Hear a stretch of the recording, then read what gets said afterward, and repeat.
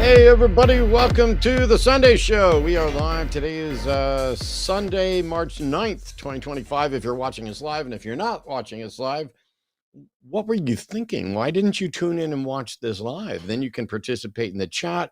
You can like, you can subscribe, you can do all those things that I constantly get harassed for forgetting to mention. I'm Matt Dillahunty. Joining me this week, Dr. Adair. How are you, sir? I'm doing okay, but I just keep remembering, I feel like I'm missing something. Like an hour of my life just disappeared today, and I can't understand. Yes. Welcome to the new kind of daylight savings change thing today, which, I didn't even know about until like 2 hours before it happened last night. And I was like, oh yeah, that's what's going on. But it is. Yeah. I can't wait till we get rid of this. From what I understand, there is a consensus that we should get rid of daylight savings time. There is not a consensus if we should stay permanently on daylight savings or not daylight savings. And apparently, because we can't resolve that, we have to keep punching ourselves in the head twice a year. Yeah. Somebody in chat said that's why the oven and the microwave are behind an hour. And yes, first thing. So Arden and I were doing animal husbandry stuff today, setting up new misting systems for our calotes, our green forest dragon, and a few other things. And while we were doing that, I kept looking at the clock going, oh, we've got plenty of time before the show. Oh, we got plenty of time before the show. But I looked at the clock on the oven in the kitchen, which is, of course, still an hour behind. And then all of a sudden she's like, look, we got to go upstairs and get ready here in like 5 minutes. I'm like, what the hell are you talking about? We got nope.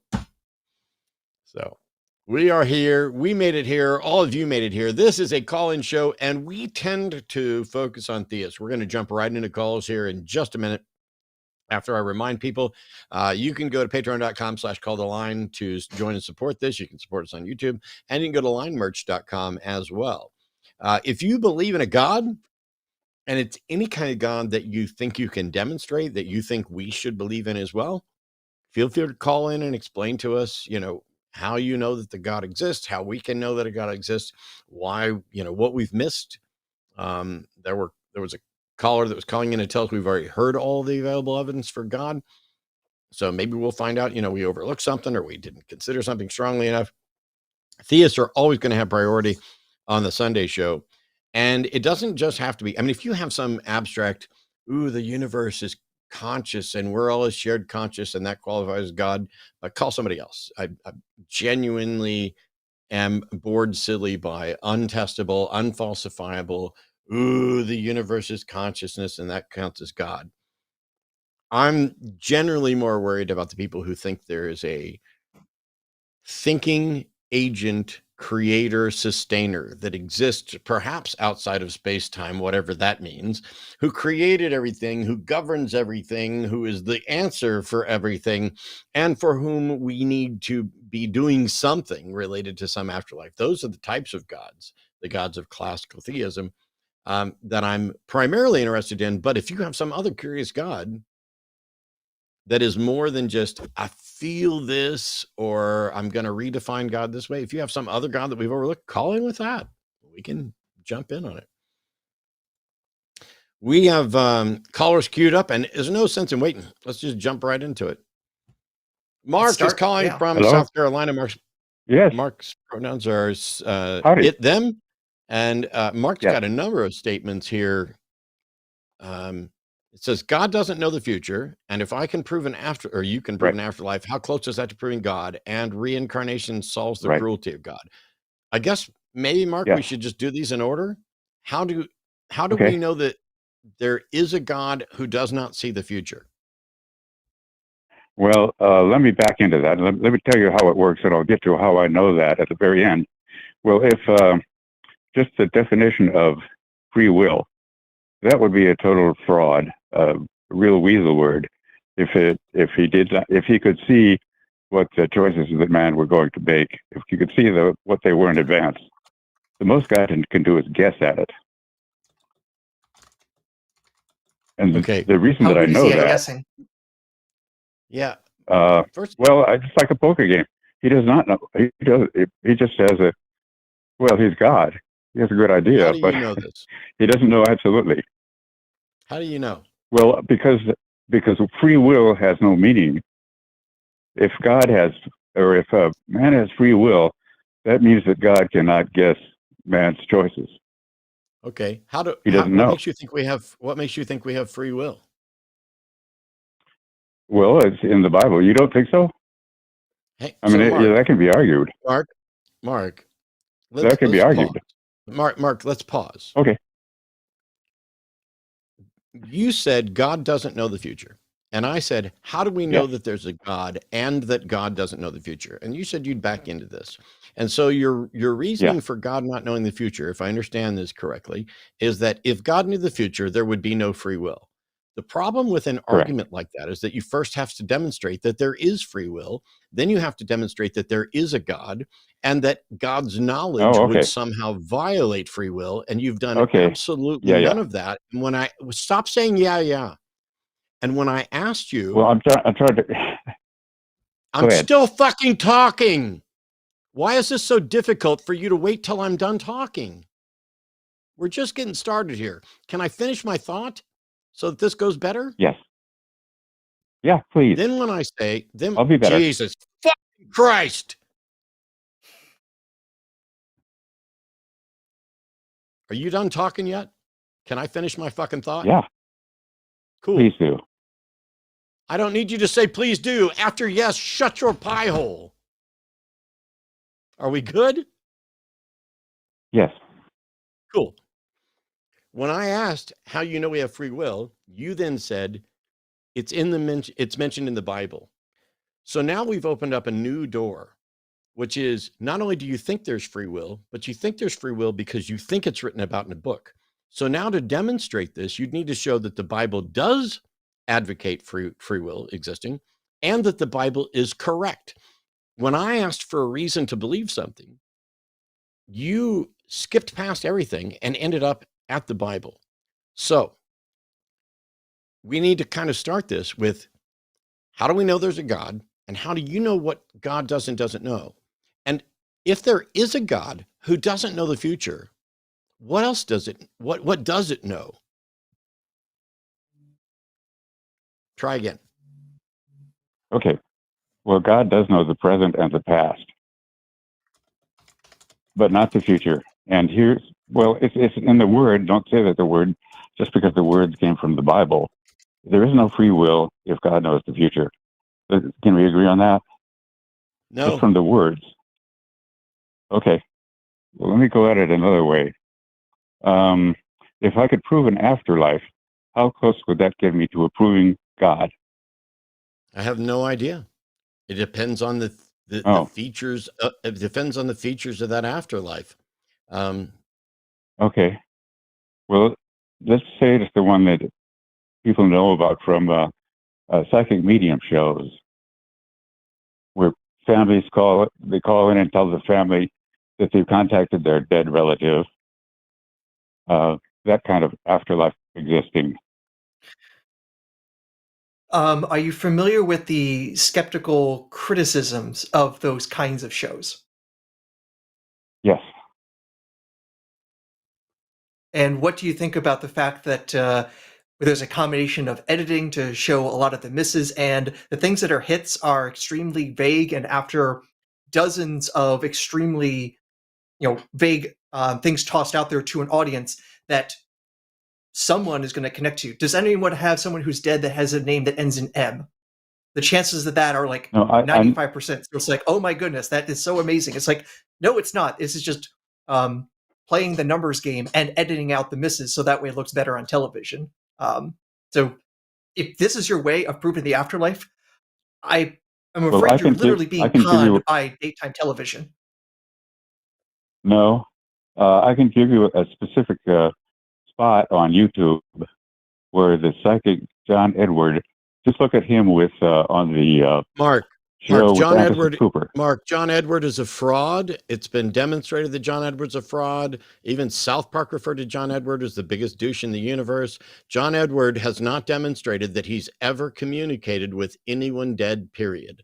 But even if there were people who were dead and John Edward could talk to them, that wouldn't prove anything at all about a god. Okay. But it would prove what? That there are people in an afterlife somewhere. I don't know. I don't know how you can prove that John Edwards speaks with the dead, because everything we've found out upon investigating is that he doesn't. Well, no, and similar psychics we've been basically catching doing both cold reading and hot reading. So I need to point out especially the work of Susan Gerbic and the Guerrilla Skeptics, where basically they kind of go undercover and create fake Facebook profiles and things like that, and see, hey, this person is clearly mining this fake Facebook page to give me true readings of my dead uncle or what have you. So honestly, these motherfuckers have been caught. They've been shown to be liars. So why would you even waste 5 minutes with people who are demonstrable liars? I can give one pinpointed example where that is absolutely not true. You ready? Okay. Just YouTube, search John Edward and Anderson Cooper. And the specific time is that when Edward reads Anderson Cooper's crew, tells them about their dead relatives, what happened past, and well, everything about it, all the details, without any prompting or the possibility of it. It was just his camera crew. When you say not the possibility, what did you do to guarantee there was not even possible for Jonathan Edward to do what's often called hot reading? Basically, dig up some info about the crew working for Anderson Cooper, which is probably not that hard of information to find. Well, that's true. But if you look at it, that's just not. If Anderson Cooper has any credibility, I mean, you can say that about anybody that can say, no, I've heard and this has been disproven. But if I give you a specific spot where it's impossible to disprove it, you're saying that that's not. How did you go and show that he didn't do hot reading? What did you do to show that? Well, I don't think that Anderson Cooper would. He didn't know who the cameraman would be. That's not actually how you prove anything. That's basically saying, I don't want this to be false, therefore it's true. This is the worst sort of thing. And again, when you're going with people that are demonstrable liars, like we literally go and we find out, hey, they're clearly doing hot reading, they're clearly doing cold reading, they're clearly editing out all their mistakes. They're going back and doing everything they can to basically hide the bullshit I'm gonna they've been mute doing you, Mark, for I'm centuries. Sick of you fucking interrupting while people are talking. I'm going to unmute you now so that you can address what Dr. Adair said. You're going to do what? I just unmuted you because I'm sick to death of you talking over someone while they're asking you a question. Dr. Adair is sitting here asking you how you demonstrated that there wasn't hot reading going on, and your entire point, shut your fucking mouth until I'm done. I'm done telling you this, Mark. Are we clear? Yeah. Your explanation was that you don't think you trust Anderson Cooper's integrity, and you wouldn't think that he'd fake this or be just. Never mind. How do you demonstrate that hot reading wasn't going on? Just from what you said. I trust Anderson Cooper. Okay, so and you're what did willing Anderson to believe Cooper do to make sure there wasn't hot reading? What did you do to check that Anderson Cooper actually excluded that possibility? From looking at the tape, it's just self-evident. Oh, okay. In other words, I don't you believe it because you call want to. And tell me stuff is self-evident. We need evidence. See, unlike you, I'm not willing to watch a YouTube video and just assume that all the proper tests were done. I instead investigate. You don't have to assume that. All the other. I swear, Mark, I'm going to hang up on you. Why is it I can't finish a thought? Well, if you look at the tape, it's easy. I've seen the fucking tape. It's from 2011. You don't think I've covered John Edward 53 times and since 2011? We did multiple shows on John Edward. I'm sorry that you believe just because you trust Anderson Cooper, but I'm not going to believe that there's an afterlife, that John Edwards is communicating with people in that afterlife based on a YouTube video from 2011 with Anderson Cooper until there's evidence that there was not fraud.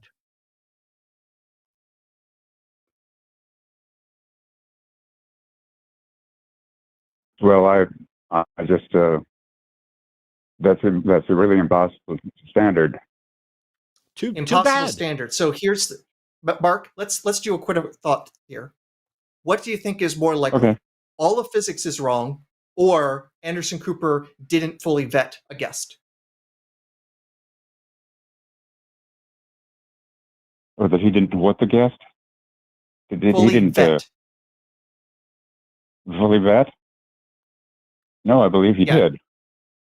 Do you think that's more likely that he fully vetted John Edwards? You think that's more likely than the laws of physics are wrong? I the laws of physics are right? I don't see the conflict. Well, here's the thing. For your claims about the afterlife to be true, physics has to be wrong about how our brains work, how the universe works, how energy is transferred, how information is transferred, because we all understand that quite well on a physical paradigm. So for you to be right about this, we have to be wrong about some fundamental physics. And so your standard has to be better than Anderson Cooper didn't happen to find out that in this particular case, Jonathan Edward pulled the wool over his eyes. Well, science is still developing. It's going to string theory Are you to saying quantum science theory. knows less than Anderson Cooper? I Is think it's Anderson Cooper infallible? I like the guy, but is he infallible? In this case, I would say yes. He's got nothing to gain. Wow. I don't know how we can have a conversation because. Congratulations, Mark. You've now declared a human who I'm going to bet you don't know and have never met. And I'm going to bet you there's tons of things you can't tell me about him. And I'm going to bet that you've done no investigation to find out how much due diligence he did. And you don't know anything about what a proper test protocol for this would be. And you're going to claim that that person is infallible. And that's why you believe that John Edwards was speaking with the dead. You realize how silly that sounds to say that somebody's infallible? Are you fallible? He would have no motivation. I didn't ask that, Mark. Are you infallible? On certain subjects. No, sir. You're not infallible on certain subjects. What subject are you infallible on? My personal history. You're infallible on your personal history. It's impossible for you to have an inaccurate memory of your personal history. Really?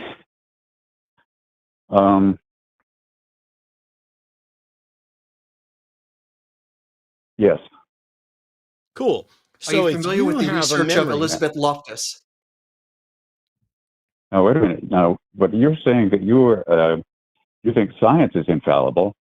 No, we didn't. No, we fucking didn't. Neither one of us has ever in the history of our lives said that we thought science was infallible. How dare you accuse us of shit? What? Shut up. How dare you accuse us of saying things and implying things we've never said while we're challenging your absurd claims that you were infallible? So let me ask you this, Mark. If you and someone from your past have a conversation and you remember details of an event where you both were, and they remember details of an event where you both were, and those details don't align, how do we know that you are infallible and correct instead of the other person? I just think that this hypothetical is so far off the point. Congratulations, Mark. You are no longer in a conversation with two people in reality. And I don't think that you're for real. Here's the thing. We engaged with your thing. You say God doesn't know the future. I don't know how you know there's a God. I don't know how you know that God doesn't know the future. And yet there's plenty of people who think that God does know the future. And then you went to the Bible as a foundation for free will. By the way, in the Bible, God knows the future, makes predictions, makes prophecies, makes declarations. That's the cornerstone of the Bible. The New Testament is the results of predictions from the Old Testament in the minds of most believers. So you're already in a weird position.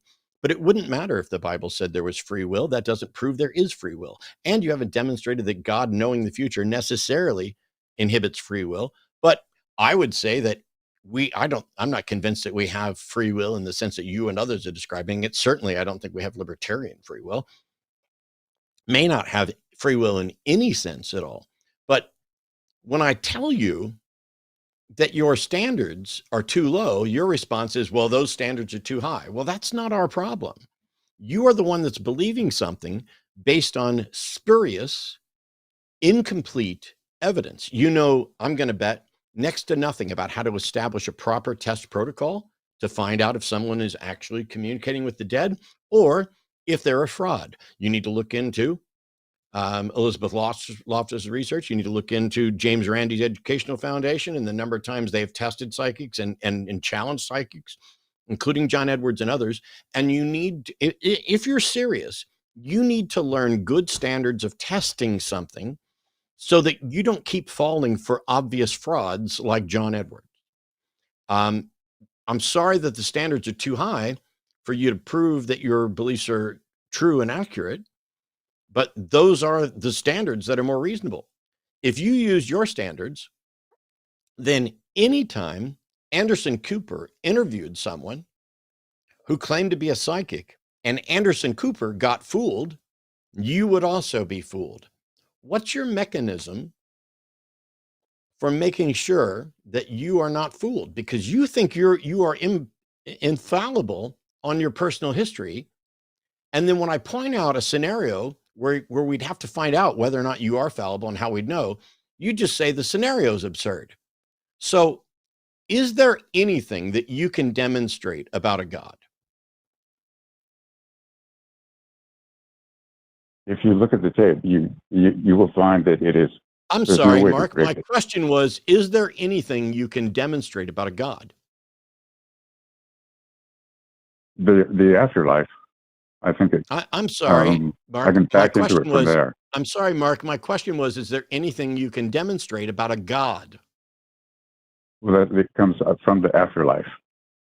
No, it If there's doesn't. an afterlife, I believe there's a God. There is no reason that an afterlife, which you also have not demonstrated exists, demonstrates anything about a God.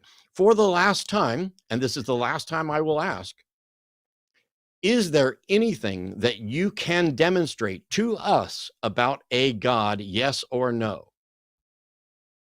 Yes. What can you demonstrate? Well, I can, from our discussion, I can tell you how the amazing Randy pretended to evaluate. Okay, Mark, I asked you, I'm going to hang up on you. You're muted now. Nobody can hear you, and nobody will ever hear you. So pay attention. I asked you what you could demonstrate could you demonstrate anything about a God? And you said yes. And then when I asked you what it was, you decided to say that James Randi lied. You are a dishonest interlocutor. You are unwilling to answer the question that you were asked until it's repeated multiple times, and you're forced to say something for fear that you won't get to talk to the audience anymore.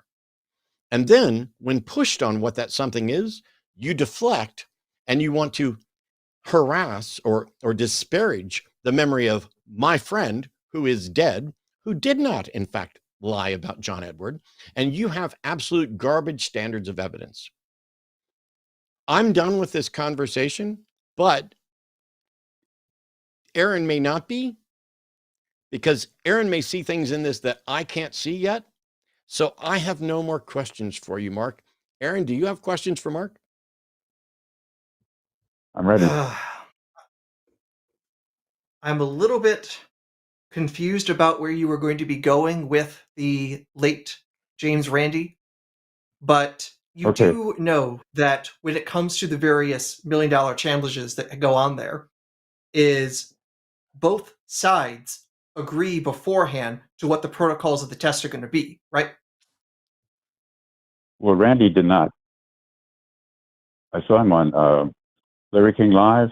There was a psychic on. Larry King said, "How would you decide if this psychic, whose name was Rosemary, if she was the real thing?" She said, he said, "Well, I'd ask her 40 questions." And he said, "Well, how many of those would she have to answer correctly?" And he said, "I don't know. I'd have to talk to my statistician." And Larry said, "Well, wait, See, Mark, this is your contest." Mark, He would never declare how he was going to do it. Mark, as an expert who knows how the James Randi Educational Foundation did stuff, because I was involved, not in that particular test. Randy, the organization picks individuals to work with the person who claims they can do something, to design a test protocol that both sides agree will establish that they can or cannot do what they claim to do. Randy was not involved in picking the particular test protocol specifically so that people like you can't claim that he did anything to sabotage it. The person who claimed to have an ability worked with scientists to develop a test protocol. That's how the JREF worked for testing. Randy wasn't involved. Well, I can tell how Randy himself tested John Edward. He attended. I'm sorry, Mark. First 45. I apologize. I said I was done talking to you, and then you said stupid things, and I couldn't stop. So I'm done again. Because well, you keep lowering. Shut up. I just explained to you how the test protocol worked, and you immediately went back to Randy. Well, that's a concrete answer I can give you, because otherwise it's not a concrete answer. I just fucking told you Randy was not involved in test protocol. Well, I can tell you how Randy personally tested John Edward based on 45 seconds of reading. Mark, when you say that Randy personally tested John Edward, what conclusion did Randy reach? He said he was doing a cold reading. Do you have evidence to show that Randy is wrong? Well, that's evidence every day. Do you have evidence to show that Randy was wrong? Yes. What is the evidence that shows that Randy was wrong? Well, let's go back to Anderson Cooper. No. What was the fucking evidence that shows that Randy was wrong? Don't you dare change the subject again.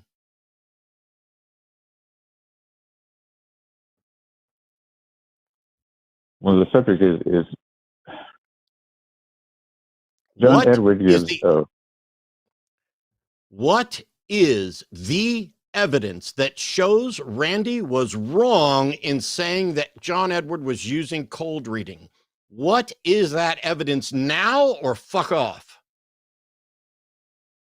What evidence? I told you that he looked at it. Goodbye.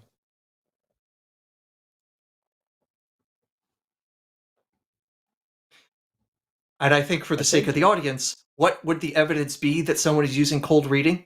If you look not at the edited version of one of these performances, but the full thing, and see how many guesses did he throw out and how many basically misses were there. If John Edwards is synced up with the afterlife and he shouts out, "Does anyone here have a relative with an S name?" and nobody puts their hands up, that's somebody who is just lobbing things and hoping it sticks.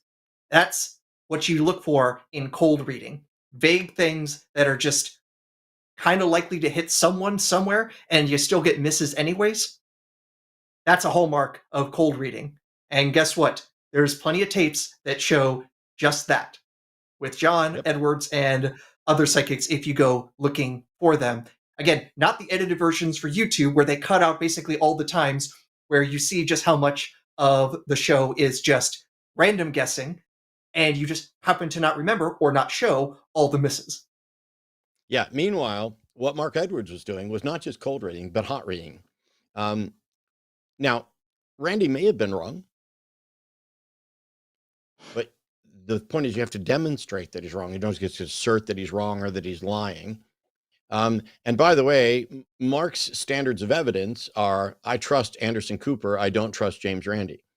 That's the basics of Mark's standard of evidence. And by that, you've demonstrated that you don't have good standards of evidence at all, that whatever conclusion you've reached is dubious. There's no reason to think that it's correct. When you go back and you look at what testing was done by the JREF, um, I'm not convinced that John Edward was ever, he never applied for the $1 million challenge, I don't think. I don't think so either. As far as I know, he was challenged by people like Randy to go through such a test, but as far as I know, he never accepted such a challenge. Unlike, what was the woman with the raspy voice? I forget her name all of a sudden. Oh, Cynthia Brown? Yeah, Sylvia Brown. That's right. Sylvia Brown, yes, not Cynthia. Yes, I believe on live TV, Randy challenged her and she accepted, and it never went anywhere because she found any excuse she could find to not do it. Yeah. That was, I think, 10 years later. But yeah, it was basically dodging for a decade. So one of the things is with cold reading, it works best if you have a pretty good size audience, because you can be like, if the audience is big enough, you can be like, I'm getting something from this area here. Is the name Paul? Somebody here with a Paul, that said Paul's significant. And once you've narrowed it to this part of the audience, watch when you go back and look at some of John Edwards' stuff. If somebody over in one of the areas he's not talking about says, oh, there's a Paul for me, John would frequently do something like, yeah, no, I'm really sure it's coming from here. And what that does is it makes it look like you're not fishing. Because if you say somebody in the audience has somebody where Paul is important, of course they do. In a big enough audience, there's probably a few Pauls in there, and people with Pauls for fathers and brothers and cousins and bosses and dudes they bought coffee from and anything else where somebody might have a Paul that was significant. But if you say, hey, no, it's, I could be wrong. Maybe it is you, but really, I think it's from here. Is it Paul? It's Paul or Pete. It's a P name that's, and then somebody here will do it and they'll have this memory, because unlike Mark, the rest of us don't have perfect memories of our history. And so it takes a little bit of prompting for us to recall certain things, and our memories are malleable. So if John Edward gets kind of close on some things, that's close enough, and it sparks other memories, and it's interesting and it's fun, and we're engaged in something, and maybe we're speaking with the dead. But when you don't have a big audience, all of a sudden cold readers start failing. The reason John Edwards and others don't necessarily fail as often in smaller groups and in one-on-one readings is because they're engaged in hot reading. Anderson Cooper, even in 2011, was pretty well known, and the internet was pretty powerful, and it was pretty easy to do research on Anderson Cooper and on film crews that work for CNN or whoever else and all this stuff. So all of that is possible. It's also possible to do warm readings on anybody. I can go to your fucking Facebook page and dig around for a little while and come up with things that I can sprinkle, in there. But why, if John Edward is doing a reading for Anderson Cooper, why would crew members and camera members be involved at all? It's because one person is too narrowly focused. You can do a group, but it's also plausible that, I see a man kind of in front of you and off to your left side, and that usually means like an uncle or something. Is it? Did you have an uncle named Sam or something along those lines? And if one of the cameramen is all of a sudden, oh my gosh, I have an uncle named Sam.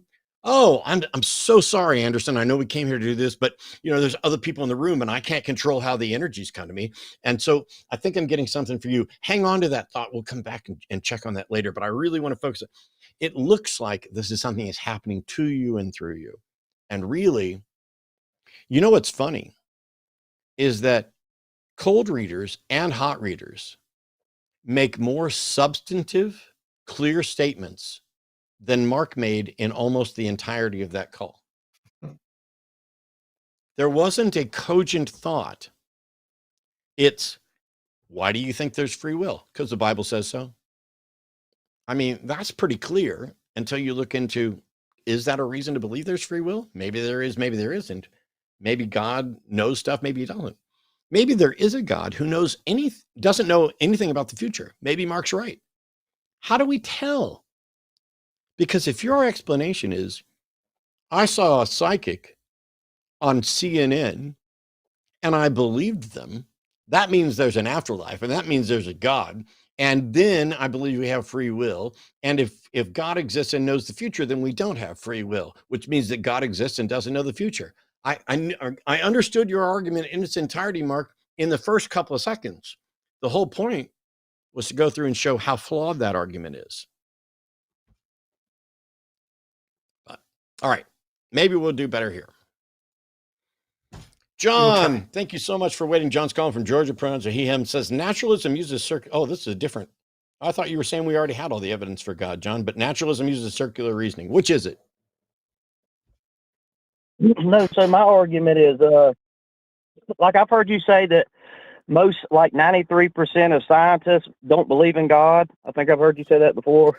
And so, like, my argument is, like, the reason that most scientists don't believe in God is because they hold to the philosophy of naturalism. And so when they do science, they have presuppositions about reality. And so they look for natural causes for the universe.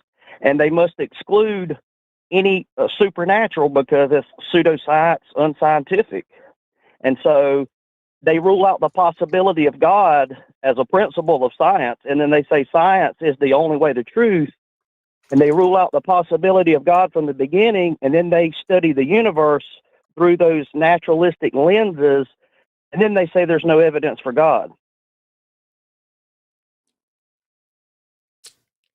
John, go ahead, Aaron. I'll jump in. So I think the 93% number, that was specific to top scientists and specifically with a personal God, that like 93% of top scientists, like in the National Science Foundation. National Academy of Science, thank you, would say that if you zoom out a bit more to just like scientists generally, it depends on the field, but maybe 50-50. There are plenty of Christian scientists today. There are plenty of Jewish, plenty of Muslim scientists. And if we roll back the clock a little bit, let's just do a little bit of history of science. Are you familiar with Robert Boyle? I've heard of him. I'm not real familiar with his work. He's a foundational figure in chemistry.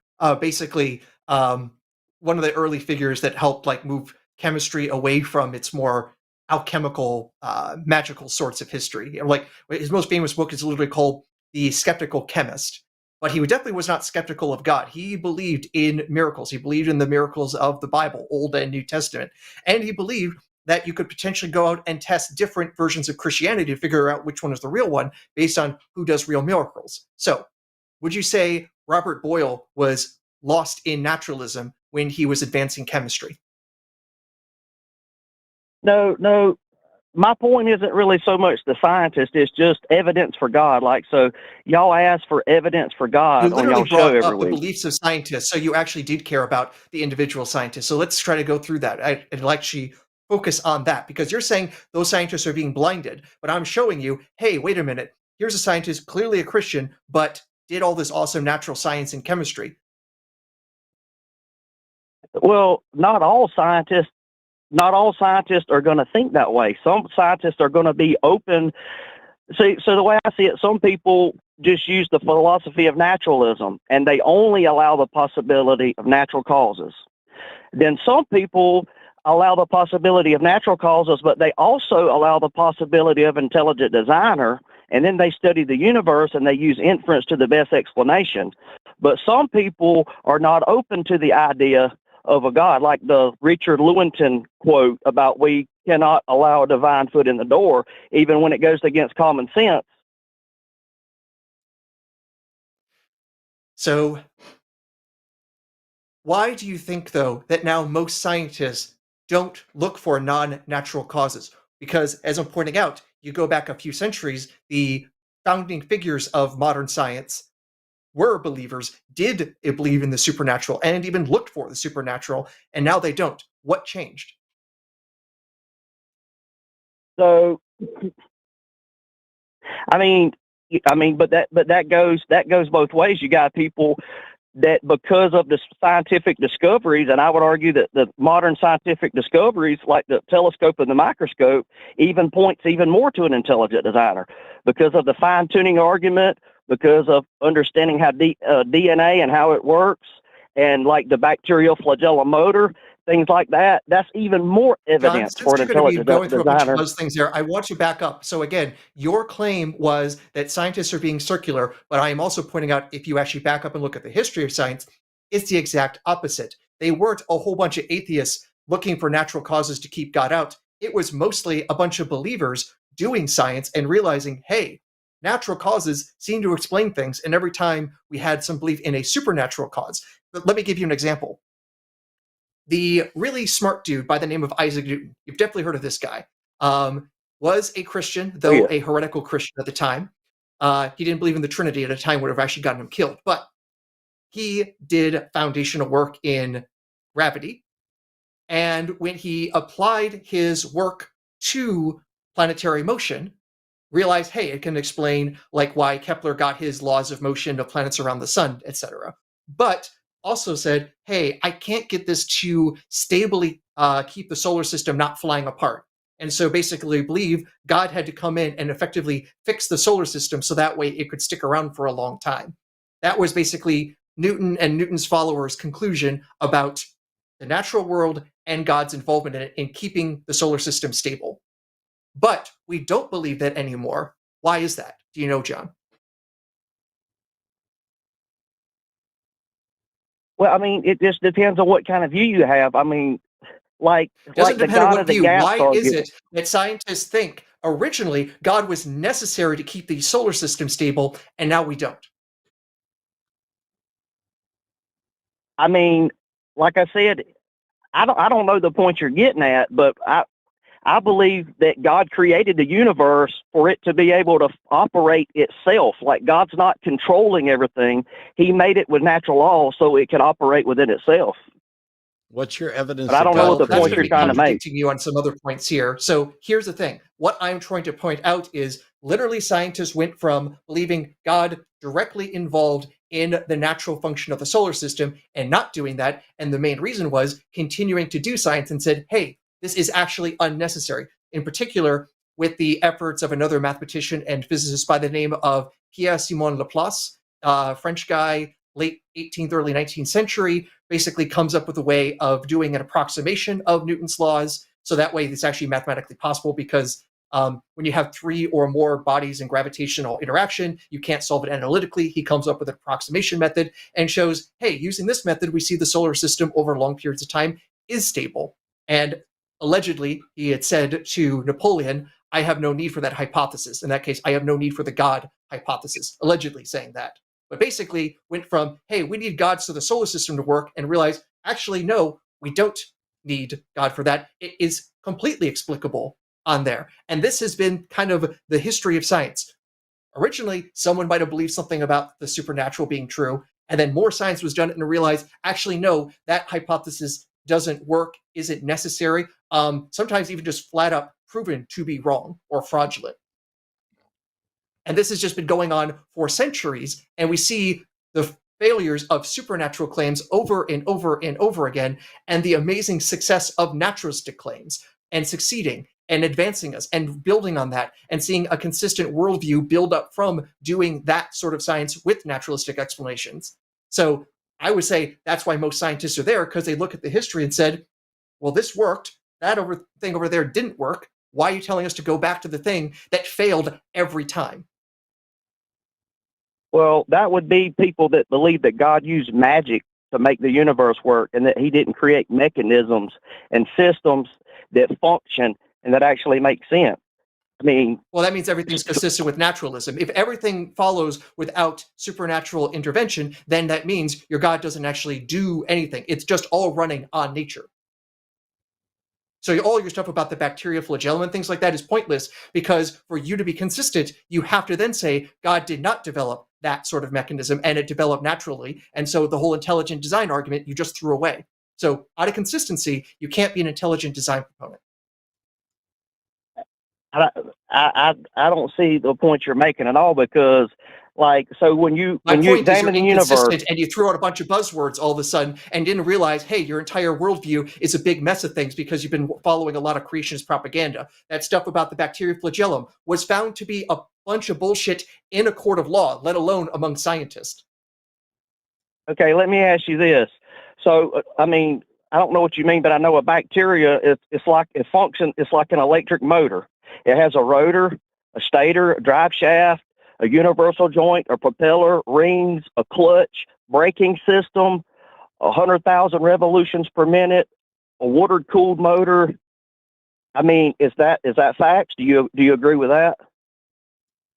There's an approximation to that, but are you familiar with the type 3 circulatory system, which is the same mechanism that you were describing, but a few parts missing, and we actually also find that in bacteria. This was one of the reasons that people realized, hey, there seems to be an evolutionary pathway from previous forms of this kind of sort of collection of proteins that give this one mechanism in bacteria, and then we see, hey, it basically evolves from there to then become the flagellum, or at least a kind of flagellum, because there's, my understanding, there's more than one kind of flagella out there. My biology is not my strong suit, but my understanding is it's more diverse than the one version that Michael Behe put out there. And again, do you not think that other scientists have also investigated this and looked at this and found evolutionary pathways? Have you checked that out, or have you only been listening to creationists? So does the motor look like it's designed? I'm sorry, you, John. Listen to what I said. Have you I'm looked- sorry. Aaron just asked you a question. I'd like you to answer that question rather than deflecting to a new topic. I'm sorry, could you repeat the question one more time? Why Have didn't you listen looked to it the at first how- time? But go ahead. Have you looked into how scientists explain the evolutionary history of the flagellum, or have you only been looking at creationist websites? No, I know that they basically try to say that the parts that are there, that they used to have another function. Basically, is what they're saying. But I mean, can they demonstrate John, that? John, Yes, does because it they matter? literally find it there. I'm sorry. handle this. Let's imagine that we have no explanation at all for the flagellum. How do you conclude that God is the explanation for the flagellum? And didn't you just say that you think God set up the universe so that it would run by itself under natural principles? But he had to bring the first life into existence. No, John, why is it when I ask a question, people never answer the question that I ask? Did you say that God created a system that runs naturally? Yes or no? Yes. So our process in science of looking for naturalistic causes is consistent with your model that God created the universe so that it's running by natural processes that we can then detect, right? Yeah. If God created a universe that runs by natural processes, then he did not need to intervene to create life, because life is something that arises by natural processes in the universe. And under your model, God created the universe so that it would naturally produce life, right? Matt, he had to create the universe. Then My he had to question, create life. John, why didn't you answer my question? John, why didn't you answer my question? Is it because you know you're about to get owned with but it showed ridiculous what your position is? My question was, if under your model, God created the universe so that it could proceed by natural processes, that includes the production of life. So God doesn't need to intervene in your model because he did it all, but at the beginning, right? Yeah. If he did it all at the beginning, could he have done it at the beginning in a way where he remains completely undetectable?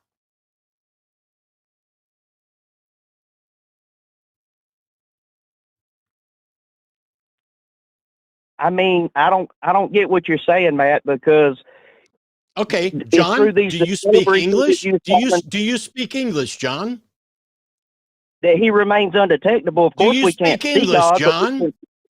John, we're not moving on until you understand my question, because my question was in English. You speak English, right? Yes, Matt. Cool. Can God make it so that you cannot detect him? Yes or no?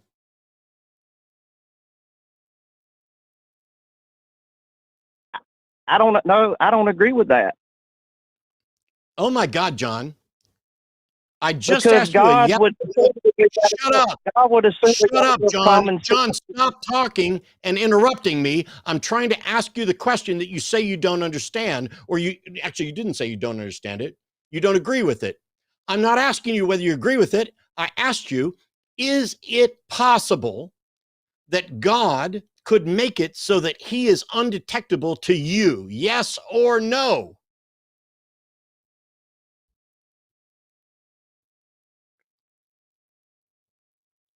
I'm done, John. It's a trick I'm done, question. John. It's a trick The question. fucking no, shut your mouth. Shut your mouth. My It's a point yes is or no. that No, you don't get to make your point. When I say shut your mouth, I'll now mute you and nobody can fucking hear you because you are incapable of answering a yes or no question or being honest here. All I'm trying to figure out is, in your model, is the God that created the universe capable of hiding its existence from you? And that was a yes or no question. And you avoid it like the fucking plague. So I'm done, John. Matt, have you stopped beating your wife? Yes or no? You got to give me an answer. No. I have not stopped beating my wife. You know why? Because I never fucking started. Don't think you're smarter than me. You're not. You're presenting a question that I don't agree with the premises, like the way you're wording the question. There is no fucking premise in the question. The premise is, does the God that you believe in have the ability? Shut up. Does the God that you believe in have the ability to hide itself from you? Yes or no? No, because I can see the work, his creation, and I can tell that somebody created it, so he can't hide that from me. Oh, cool. Why did it take so long to get you to answer that question?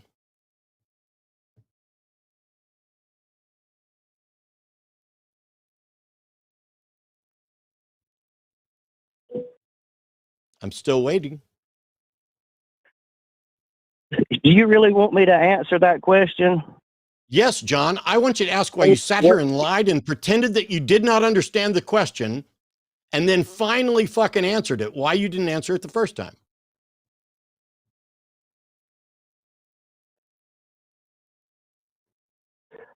Can we carry on with the conversation, please? No, John, I want you to answer my fucking question about why I had to ask you this question so many fucking times to get you to spew out a yes or no answer. Why did that take so long? Why is this so fucking difficult?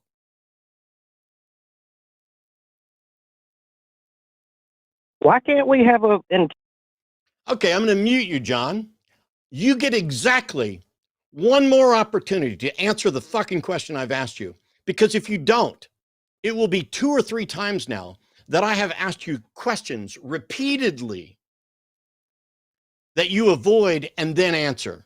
So now I want to know, John, why did it take me asking you that question multiple times before you finally gave me a yes or no answer? Why did we have to do that several times? The way you was wording the question was kind of confusing to me because it seemed like whether... Goodbye. You don't get to waste any more of my fucking time ever, John. Goodbye.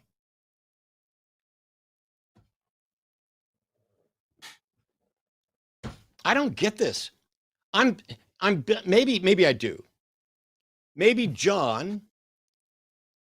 there's a mechanism in John's brain that says, ooh, if I answer that question, that's going to lead to this and this. And then I'm going to have to admit that I'm advocating for a God I can't demonstrate, don't believe, don't know anything about, don't know what I'm talking about. So I better just pretend that I don't understand the question. A straightforward question, which is, does the God that you believe in possess the capability to hide its own existence from you? And what's weird is John, after mulling it around in his head, knew that he couldn't say yes, because then he can't claim to have detected the undetectable. So after playing around in his head for a little while, John answers no. So now, John now believes in a God that can't hide itself from him, which means John is more powerful than God.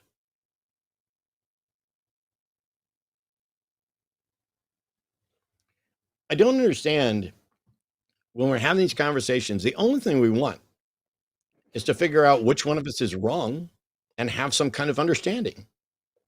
And so for 20 years, I've been sitting here, more than 20 years, asking these questions.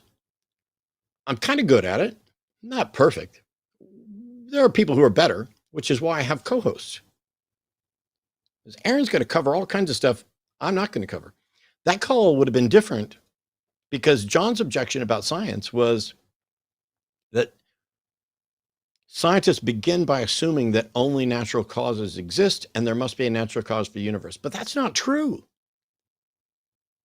Scientists don't begin by asserting that only the natural world exists. Scientists don't begin by asserting philosophical naturalism. Scientists operate based on methodological naturalism, which is we don't get to assume there's more than the natural world until somebody demonstrates there is. And every scientist I've ever met and every aspect of science that I've ever been involved with is happy to accept that there is more to the world than the natural the instant somebody's able to demonstrate that that's true. We don't always know what it would take. Like, I don't know what it would take to convince me that there are ghosts or souls. I think the soul is the most obviously dead concept in all of religion. The things that we know about the brain suggest that there's nothing that makes me me. There's nothing that is identifiable as part of a soul that isn't a function of the brain. And scientists aren't saying, oh, there must be a natural cause for the universe. Scientists are saying, we have no way of exploring the cause of the universe. We can get close and we can speculate, but the natural law breaks down. And there's a point at which we cannot explore further. And I'm going to be mildly incorrect, so I'll get Aaron to fix it. But the Planck time, this tiny little fragment of a fragment of a fragment of a fragment of a moment of a second. We don't have, it's like having a monitor that will only do 320 rows across, or 320 columns. You don't have the resolution to see a 4K image. We don't have the resolution to explore the origin of the universe robustly beyond the Planck time, unless I've missed something. Is that fair? I wouldn't necessarily, it's a resolution issue. It's, we got a few things that kind of make things difficult. One is we can't even see that far back because the furthest we can see back is to the cosmic microwave background. And that was 380 some thousand years after the hot state of the Big Bang. So there's a big time gap between that earliest moment and that leftover glow. And ultimately, the biggest problem is our theory of gravity just doesn't work, or we can't know how to apply it correctly at that tiny time scale. And so what actually happens is basically a bunch of physicists going back in the rooms and trying to come up with some way that's consistent with what we know and what things are at least possible and what sort of other conclusions might pop out from it. But everyone comes back and has to say, hey, we got lots of ideas, and right now, very few ways or no ways to distinguish them. So what happened at that earliest moment? 3 words, I don't know. Yeah, and in the process of trying to figure stuff out, I don't know, maybe we'll, there's other calls. Let's get on to other calls. We've got other theist calls, and there's people here. All right. George from Bulgaria has been waiting a little while. George, pronouns he, him. George is a theist who says we are eternal beings. Hey, George, you're on with Dr. Darren Adair and Matt Dillahunty. How are you? I'm good. How can we know that we are eternal beings? Because all the evidence that I have suggests that people die and cease to exist. So you say we're eternal beings. How can we know that? Well, what we know for sure is that we have access only to awareness.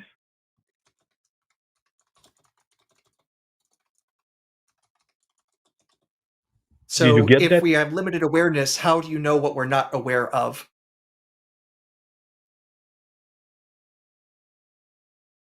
Yes, that's a very good question. I think it's kind of fundamental for this claim. But the first question was, how can we know we're eternal beings?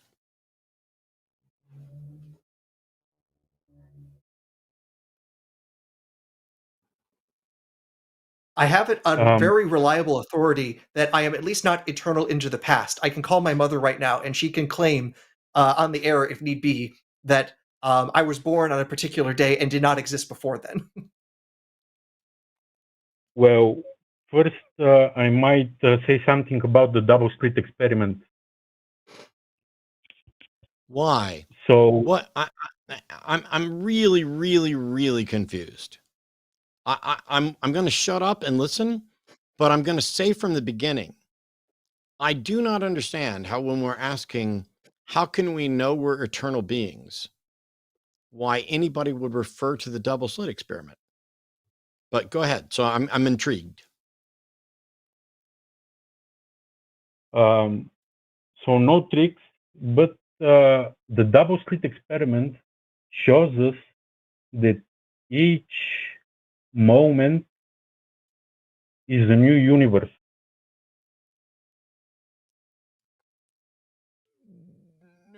That is an interpretation of quantum mechanics, and the people who have that interpretation of quantum mechanics are, I should say, that interpretation of quantum mechanics is based on the many worlds or Everettian version, and those who hold to that don't believe new universes are creating at every split. All those universes have always existed and always would exist, not that they're being created at the moment of the experiment itself. Yes, that is very correct.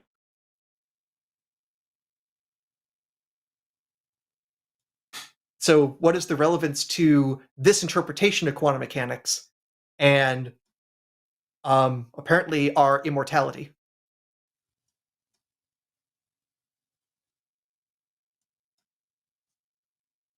Well, I have some notes here, but it's kind of, I'm juggling it. So if you let me make a scientific premise.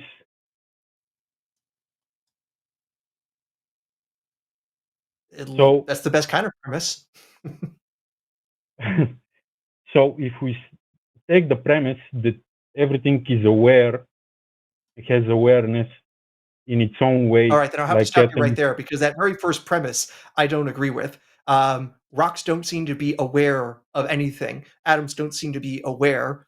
So we're going to have to actually show that that's even probable, let alone a premise to use to get to this other fantastic conclusion. So what's the evidence that electrons are aware, for example?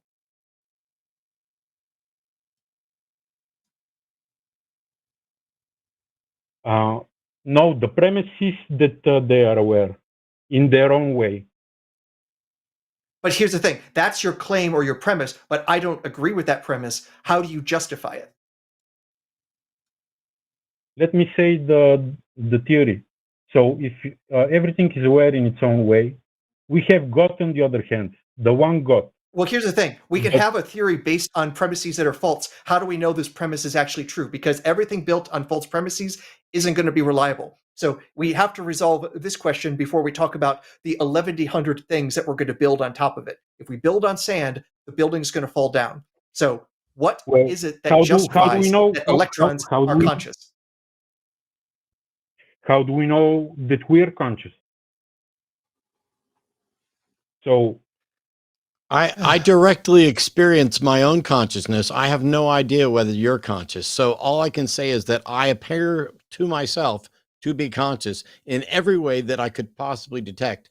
And if I make some basic assumptions that there's uniformity and that I'm not the only world and that I don't have a way to defeat solipsism, I can reasonably presume that Aaron is conscious And I make a distinction between Aaron being conscious and my watch not being conscious. There's nothing about this watch that contains anything that we have identified as consciousness. And I'm still baffled as to how we're getting to eternal beings, but we can keep going. All right, if we say that only beings are aware, so on the other hand, we have God. That's not what we the said. one- That's not what I said. That's not what I said. You asked how I can know that I'm conscious, and I answered, and I talked about what I'm willing to identify as conscious and what I'm not. I did not make any declaration ever that only beings are conscious. Why is it I can make very clear, narrow claims, and you guys keep trying to expand them to something I didn't say? I'm trying to get you to explain how we can know that we're eternal beings. You're having a good conversation with Aaron about, the limits of our ability to understand things, but you can't. I'm not going to sit here and let you accuse me of saying things I didn't say. No, I was making a scientific premise. So can You I were say making something a about? scientific premise. What is the Yeah. premise that you're trying to make?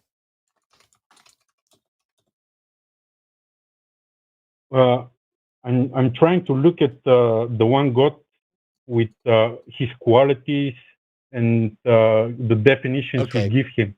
George, hang on, stop. Listen to me very carefully because I don't want this to go badly. I just asked you what premise you were trying to make, and out of the blue, you called in to say we were eternal beings. You're talking about all kinds of stuff. Out of the blue now, you want to talk about the characteristics and qualities of God. What God? How did a God enter this conversation? Why are the qualities and characteristics of a God at all relevant to the fucking question I asked? Let me finish a statement first. I've sat here pretty So quiet for the first 5 minutes of this, but go ahead. Finish your statement. there is a little bit of a delay. So I'm aware. You know what there's not The a one- delay in? You know what there's not a delay in? You answering my question. This is the frustration. I don't understand why that delay exists.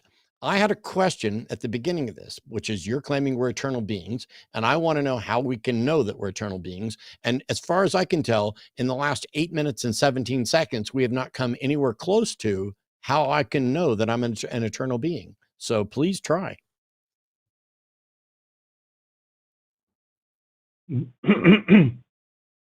the one God, although he may be in our characteristics, we give him infinite and something like pure existence. He doesn't have awareness by definition because he is alone. You're telling me qualities of a God. How is that different from telling me qualities of Lord Voldemort? It doesn't differ much. I'm saying he doesn't have awareness.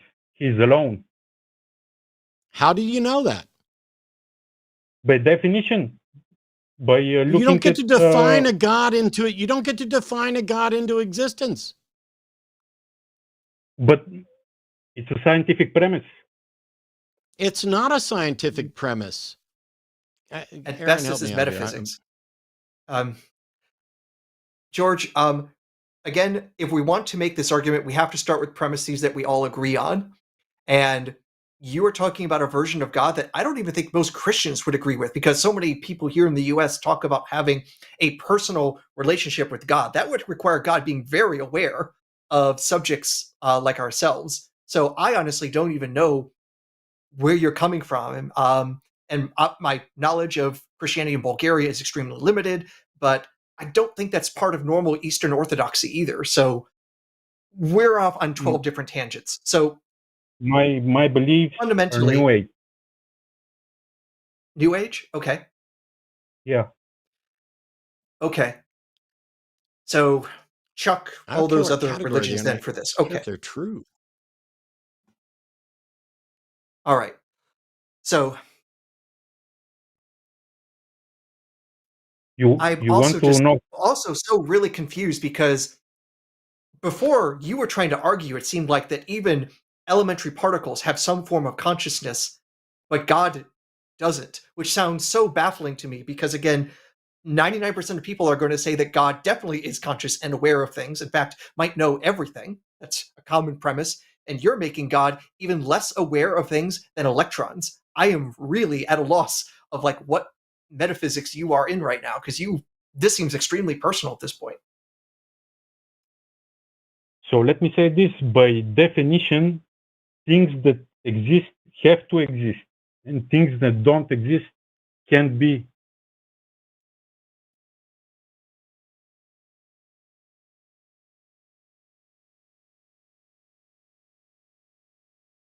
Are you still there, George? It sounds like we lost you. Yes, yes. I'm just Okay, trying okay. to let you respond. Okay. So, from what you just said, anything that does exist had to exist. That Has to exist. okay. So that is going to mean there's like no contingency. So I hope you don't believe in free will because you just threw that out the window.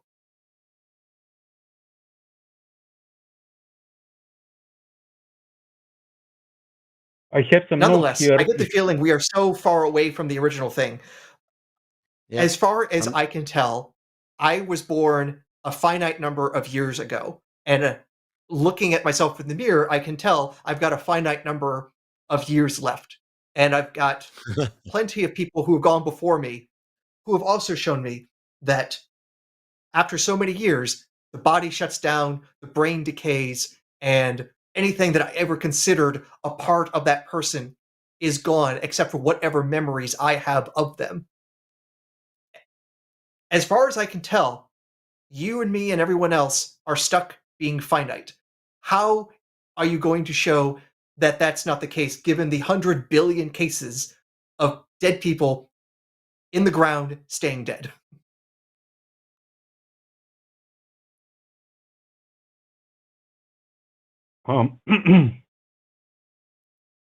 So,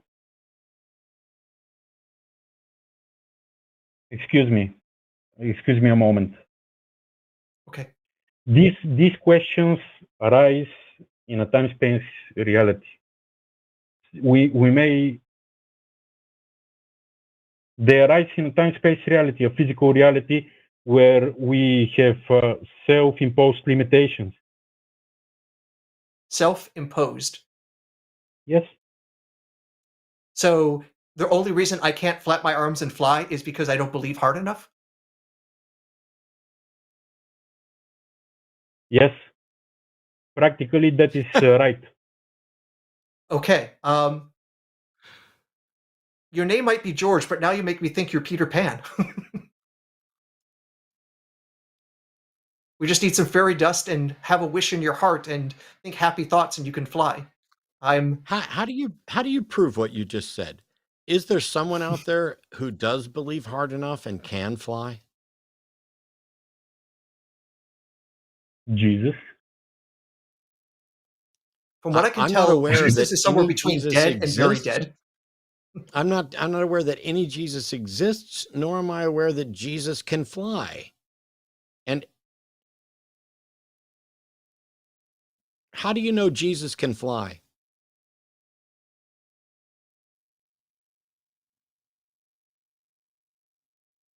I don't want to talk about Jesus, please. You brought him up, didn't you? You brought him Did up. I bring up Jesus or did you fucking bring up No, Jesus? you didn't. You just brought up Jesus. As an example of someone who could fly.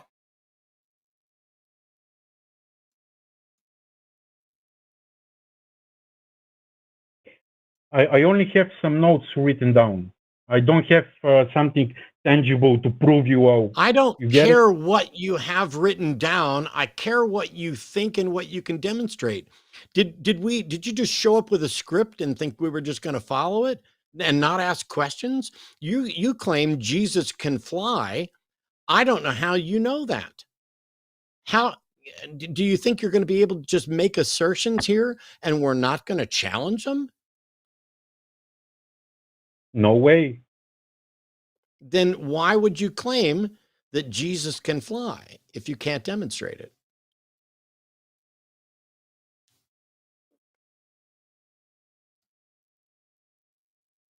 Well, all we have access to is awareness. So science should start from there and see if awareness can manipulate. This is not even in the ballpark of anything remotely close to the hint of a possible answer to the question that I just fucking asked you. I didn't ask you anything about whether or not we have awareness beyond consciousness. None of that. It's like you're not listening and don't give a shit about making sense. How can we know that we are eternal beings? That's the question. Because the double slit experiment shows us that each moment is a new universe, a new reality. I actually just pointed out, and you agreed with me, that that's not true. That's not even the many worlds interpretation. You agreed with me that I was right, and now you've gone exactly back to the thing you agreed was wrong. I feel like we're going in circles. Yeah.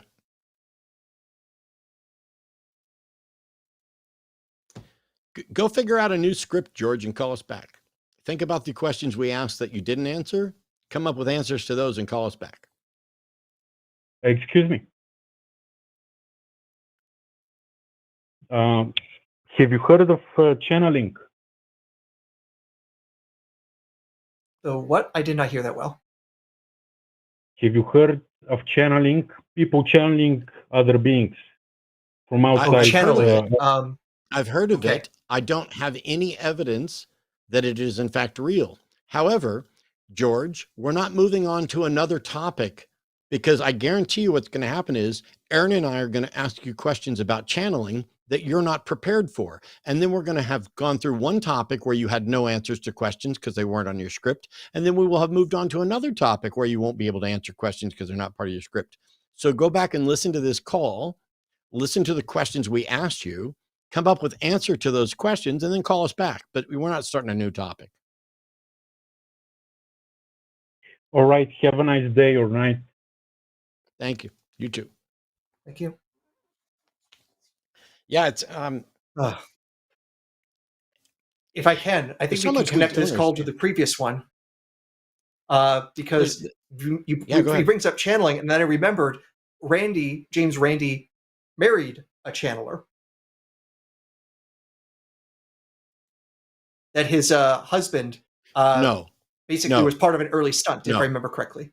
No, he didn't marry a channeler.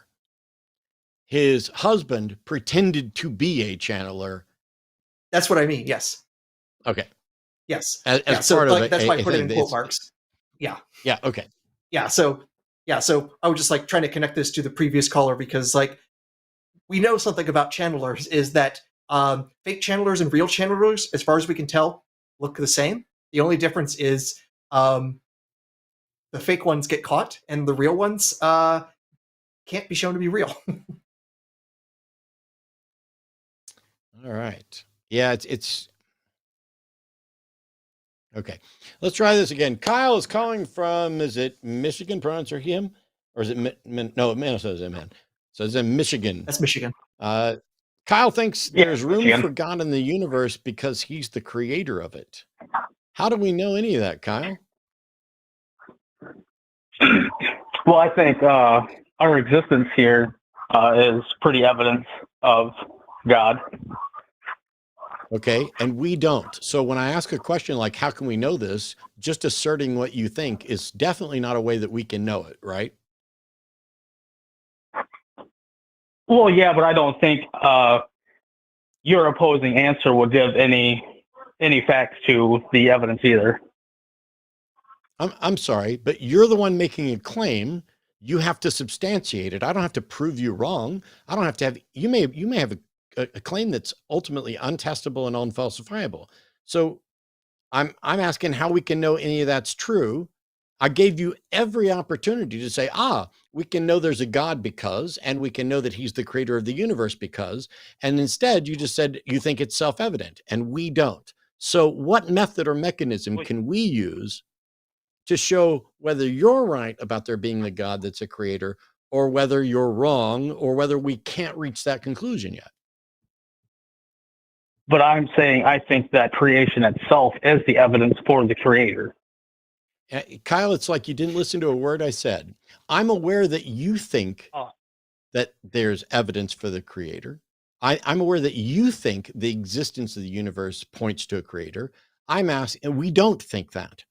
So I'm asking, and I'm asking genuinely, how can we know that that's the case? Okay, and I apologize if I'm not answering it, thoroughly here, but I am doing the You're best not I can here. answering it at all. You're not answering at all. I've asked the question over and maybe over it's again, not and up you to your keep standard, telling but me. I am You just keep answering it telling. in the way I'm that. sorry. Why are you doing it? You're not answering it at all. You just keep telling me what you think.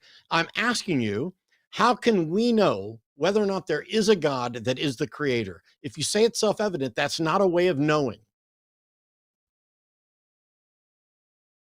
I said the creation also.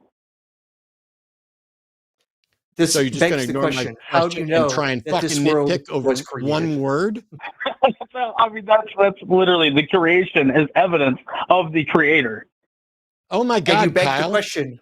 Kyle, I don't think it's a creation. I don't think reality is a creation. It is a fallacy think we to got beg here? the question. It's a fallacy to beg the question by calling it a creation. You have to demonstrate that it is a creation, not just call it one. Prove the universe is a creation. Okay, so if you were to take male and female humans, you would have to have them exist to come into existence at the exact same time in order No, to you don't. have the reproduction. No, you don't. Oh, I guess I don't know. Is there an example No, you're of completely, a you're male completely wrong. impregnating Kyle, himself? all right, I'm going to mute you, Kyle. I'm going to let Aaron explain this because you're completely wrong about that, and Forrest can explain it as well. Yeah. But my question was, so prove that it's a creation. My question was how you prove that it's actually a creation, and you didn't go anywhere near that it's a creation. You went to sexual reproduction, which is billions of years beyond an origin of a universe and a product of billions of years. I'm trying to figure out how we know this is a creation.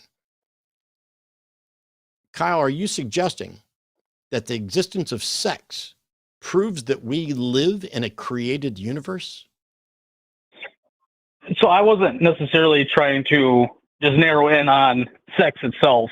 I'm just saying that Okay, I'm going to mute you again because this is exhausting, Kyle. I'm a failure. I apologize. I apologize to you, Kyle. I apologize to Aaron. And I apologize to everybody who's watching. Despite asking what I think are incredibly simple questions, you keep asserting that it's a creation. I want to know how I can know it's a creation. You went to start talking about sex.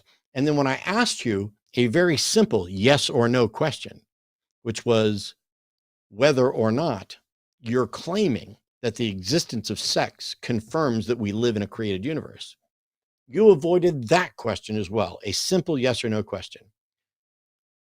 I don't know how else to do this, and so I'm going to let Aaron show me. So here we go. All right. I will try. Kyle, let me see if I was understanding where you might have been going with this, that it's just impossible, or it's just so implausible that a male and female of the same species would pop up at the same time so that way they can reproduce. Is that what you were going for? yes, and more specifically humans. All right. And obviously the argument would be the same for any other species. So now here's the thing.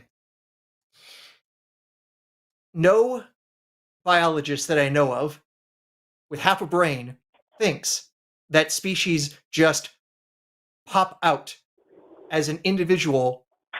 Instead, evolution is about changes in populations. There is never just one single individual that is that member of the species, and everyone before them was not that.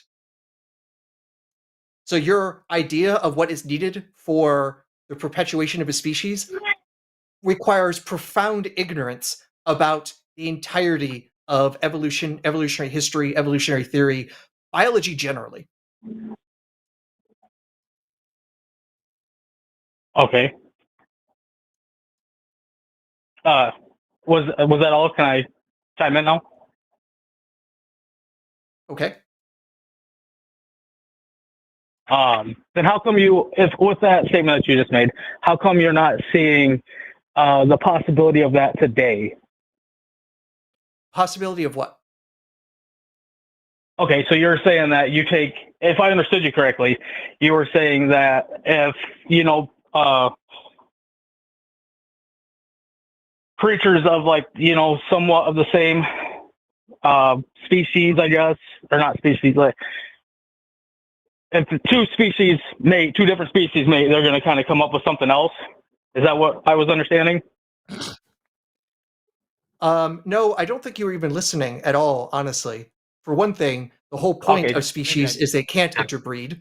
I mean, that's kind of like one of the major points of definition of what makes a species, like one species separate from another, is their inability to produce fertile offspring.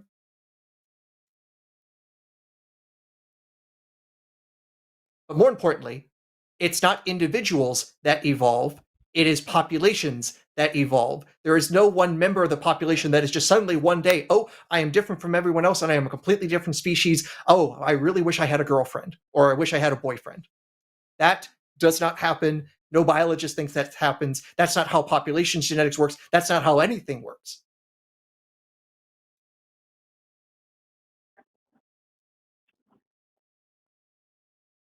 Okay, I must have went somewhere off with it. I guess I don't know what you're saying now. Can you go back to what you originally said?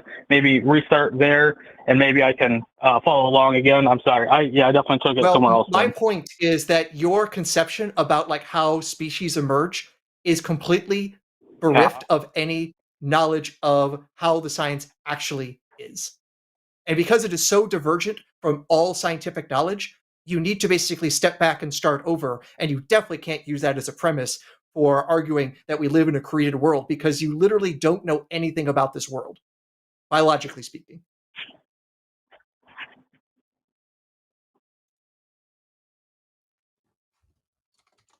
And it is not good when the physicist has to come in and say your biology is bad. I guess I don't understand. How are you getting from the Big Bang to here? You have like a lot of species that, it takes two, a male and a female, but you're saying previous, you didn't need that. No, that's not what I said. And that's because you are continuing to go back to your previous conception of something that I keep pointing out is not just wrong, it is about as wrong as can be.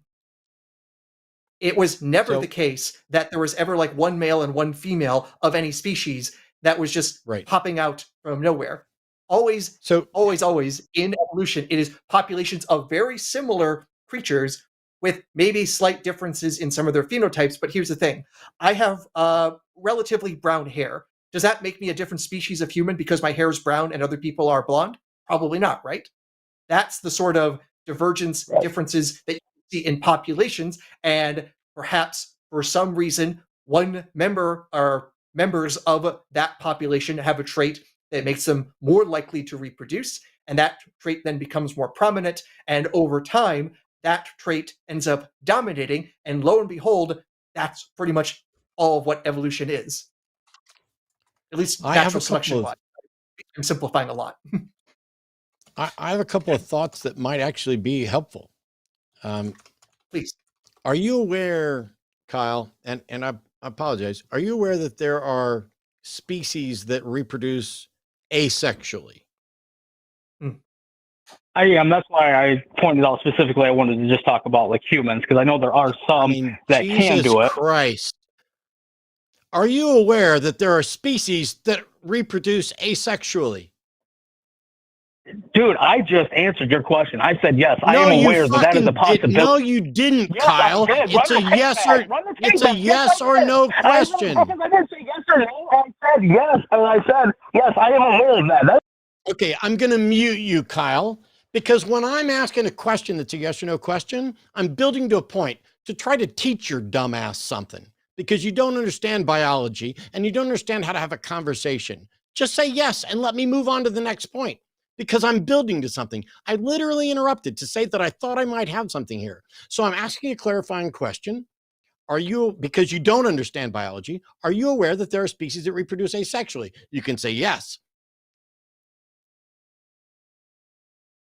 Right? Yep. Cool.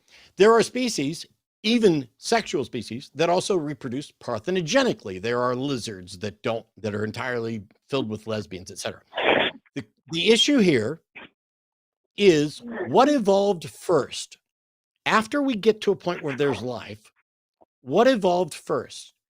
Asexual reproduction or sexual reproduction? And the current best models suggest that asexual reproduction existed first because it's simplest, but it has deficiencies. If you reproduce asexually, you transmit the entirety of your genome onto your offspring, and that makes them both protected from some things and susceptible to some things. It's possible for a species to be capable of reproducing asexually and reproducing sexually. And because of this, the general model is that sexual reproduction evolved across life forms from asexual beginnings. So it wasn't that there was a human that existed looking for a mate because it's sexually reproducing. Humans are sexually reproducing species that are descendants of other sexually reproducing species. And when you go back far enough, you find that what happens is there's life, there's asexual reproduction, and then there's a branching where my right hand goes off for asexual reproduction species, my left hand goes off to species that reproduce sexually, and they carry with them, in some instances, the ability to reproduce asexually. So they get both reproductive strategies. Sexual reproduction blends genes to make, because if there's something that would wipe out a species and you're reproducing asexually, it's going to wipe out the entire species because there's no variation. So sexual reproduction adds some risks and adds some benefits. You seem to think that humans evolved from things that were asexually reproducing, and it doesn't make sense for them to be sexually reproducing and looking for a mate because they would have had to evolve at the same time. That's not the way this works. Sexual reproduction evolved in species, our ancestor species, and then humans evolved from creatures that already reproduce sexually. The first sexual reproducing species probably, almost certainly, had the capability to reproduce asexually as well, and some species lost that ability, and some species retained it. Does all of that make sense? I think I followed along. Yes. Is there evidence that was what happened with the human population, though? Just because it may have happened with other. Wow, Kyle, wow. I just told you that humans evolved from other ancestor species that reproduced sexually. There was never an asexual human that we know of, which is why Mary didn't have a virgin birth. My understanding is generally mammals reproduce sexually. We are mammals, and I don't believe there's any exceptions for mammals for parthenogenesis. So I believe all mammals reproduce sexually, and the evolutionary tree of mammals goes back 100 million years. I'd have to look that up because it's outside my knowledge base, but we got tens of millions of years of fossil and genetic evidence to show those relationships. And yeah, all of our predecessors of humans, of homos, like Homo habilis, Homo naledi, what have you, all of them, as far as we can tell, are mammals, and all mammals reproduce sexually.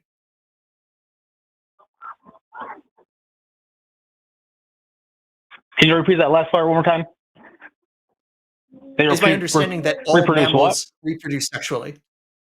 Sexually. mammals reproduce sexually?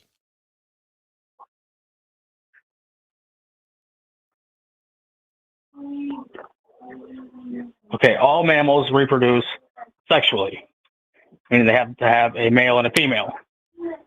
And you're saying that we can go back in time and see our ancestors that did not have to do that? Well, no, we can't go back in time, but we have Well, we can't. So there's no do a evidence couple things. that they came asexually. Wow, Kyle. Wow. I'm in the middle of a sentence.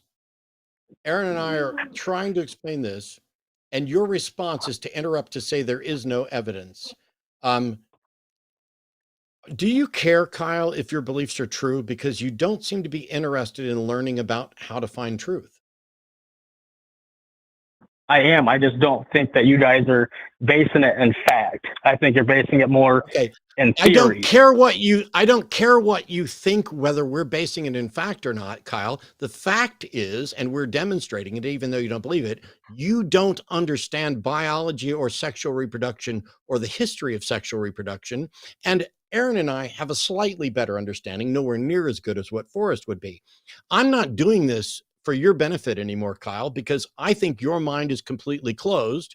I'm doing this for the benefit of the other people who are watching this, who are as uninformed about biology as you are, and who are as unskeptical in their thinking as you are, so that when they say, ooh, Kyle just said there's no evidence, Matt pointed out, in fact, there's massive amounts of evidence for all of this, but you have a fundamental, gross conceptual error about this. Humans are mammals. All mammals typically reproduce sexually. Are there possibility that they could maintain some ability to reproduce asexually? Yes, which we already addressed. Every mammal is the descendant of other mammals. They were all sexually reproducing. If you have kids, Kyle, and I hope you don't until you learn to understand biology more, but if you have kids, is it going to be a surprise that they reproduce sexually? I do have kids, and no, it wouldn't be a surprise. Cool. Then why is it was it a surprise that you reproduce sexually? Nope. Cool. Is it a surprise that other mammals reproduce sexually? No. No. Is it a surprise that there are asexual creatures still on the planet? Nope. If a group of asexual creatures, let's say a long, long time ago, developed the ability to also reproduce sexually, is that a surprise?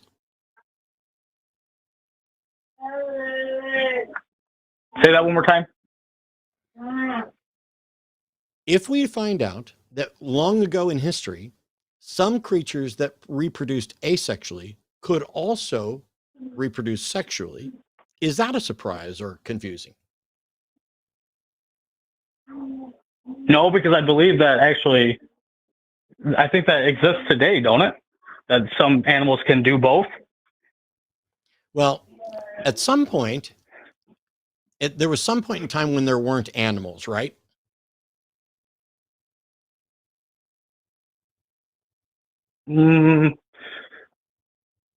Yeah. Okay. So at some point in time, there weren't animals, and then animals began to exist at some point. Now, I'm going to suspect, I bet that you don't accept an evolutionary model that is billions of years old, beginning with simple creatures and self-replicating DNA that built to us. Do you reject that model? I don't know exactly where I stand. There's a few people that I follow that do kind of believe in evolution, but I'm not 100% convinced on it. Well, so I say no. Do you have some way to disprove the model? In my head, yes. Okay. How? But how can you disprove evolution? And why is it, if you're capable of disproving evolution, you still haven't? like I'm saying, I'm not 100% convinced that it's true. I didn't ask anything at all about 100% convinced. Oh my goodness! I asked. Wow, you yell at everybody for interrupting you, and then you interrupt me. Okay, I'm going to mute you because we're going to teach you a really good lesson here, Kyle. First of all, my fucking show. Second of all, I'm calling you out for not answering the question. You can think I'm rude for doing that all day long, but I'm going to call your ass out for not answering the question. And when you whine about being called out for engaging dishonestly, you're the one who's a problem and looks like a problem. So I'm going to ask you again. You said that you think you can disprove evolution, but you haven't. And I'm asking, why haven't you? Okay, so when you mute and unmute people, I don't know if you're aware of this. Okay, I'm going to mute you again because I don't need you to describe to me or explain to me how our phone system works. Yes, I'm aware there's a beep and other stuff, but I'm repeating things you've already heard. I know how the fucking system works. Do you know how to have a conversation? Why don't you prove to me that you know how to have a conversation by answering the question that I've now asked you twice? What's the answer to the question I've now asked you twice? And one, I need you to repeat it, and two, it cuts out what you're saying. No, sir. I'm not going to actually, I will repeat the question because you were clearly focused on how wronged you were. So here's the question for the last time. You claimed you can disprove evolution, and yet you have not done that. Why, if you can disprove evolution, have you not done that? I'm going to unmute you now. That's the question. Okay. So if I were to try to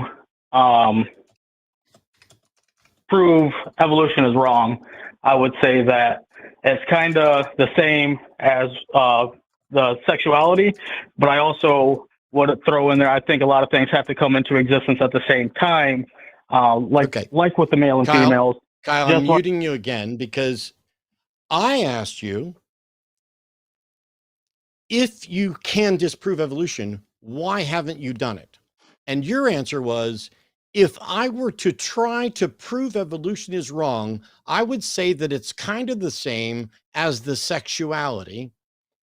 So the question I asked wasn't, how would you disprove evolution? It wasn't, how would you prove evolution is wrong? It was, if you can prove evolution wrong, why haven't you done it? That's the question that I asked. Instead, you tried to demonstrate how you would disprove evolution, and you did it by going back to the same sexuality issue that you do not understand that we explained to you. So I'm going to ask you once again, the question I asked you three times now. If you can disprove evolution, why have you not done it? Because I keep getting muted. That's why I haven't done it. Okay. What do you think is going to happen now, Kyle? It's up to you. It's your show. Goddamn right. So I'm going to mute you again and you're going to listen. I didn't ask you, if you can disprove evolution, why haven't you done it here on this show? I asked, if you can disprove evolution, why haven't you done it? Because you also expressed that you're not sure about evolution. But if you think you can if I think I can disprove something, I'm not going to say, maybe it's real, maybe it's not. If I think I can disprove something, I will have done so. And then I will say, I reject evolution because I disproved it. I didn't say, why haven't you done it on this show? I'm saying, why haven't you done it at all? Why don't we have a peer-reviewed paper from you disproving evolution so that we can all benefit from Kyle's exceptional ability to disprove one of the most robust scientific models on the planet? That's what I asked. I don't know. I'm not well known, I guess. That's why. Do you have to be well known? Do you have to be well known to be able to submit a proof that something is wrong? Well, I'm sure a lot of people have done it, and I doubt you've read every single person that's ever done it. Kyle, you're so bad at this.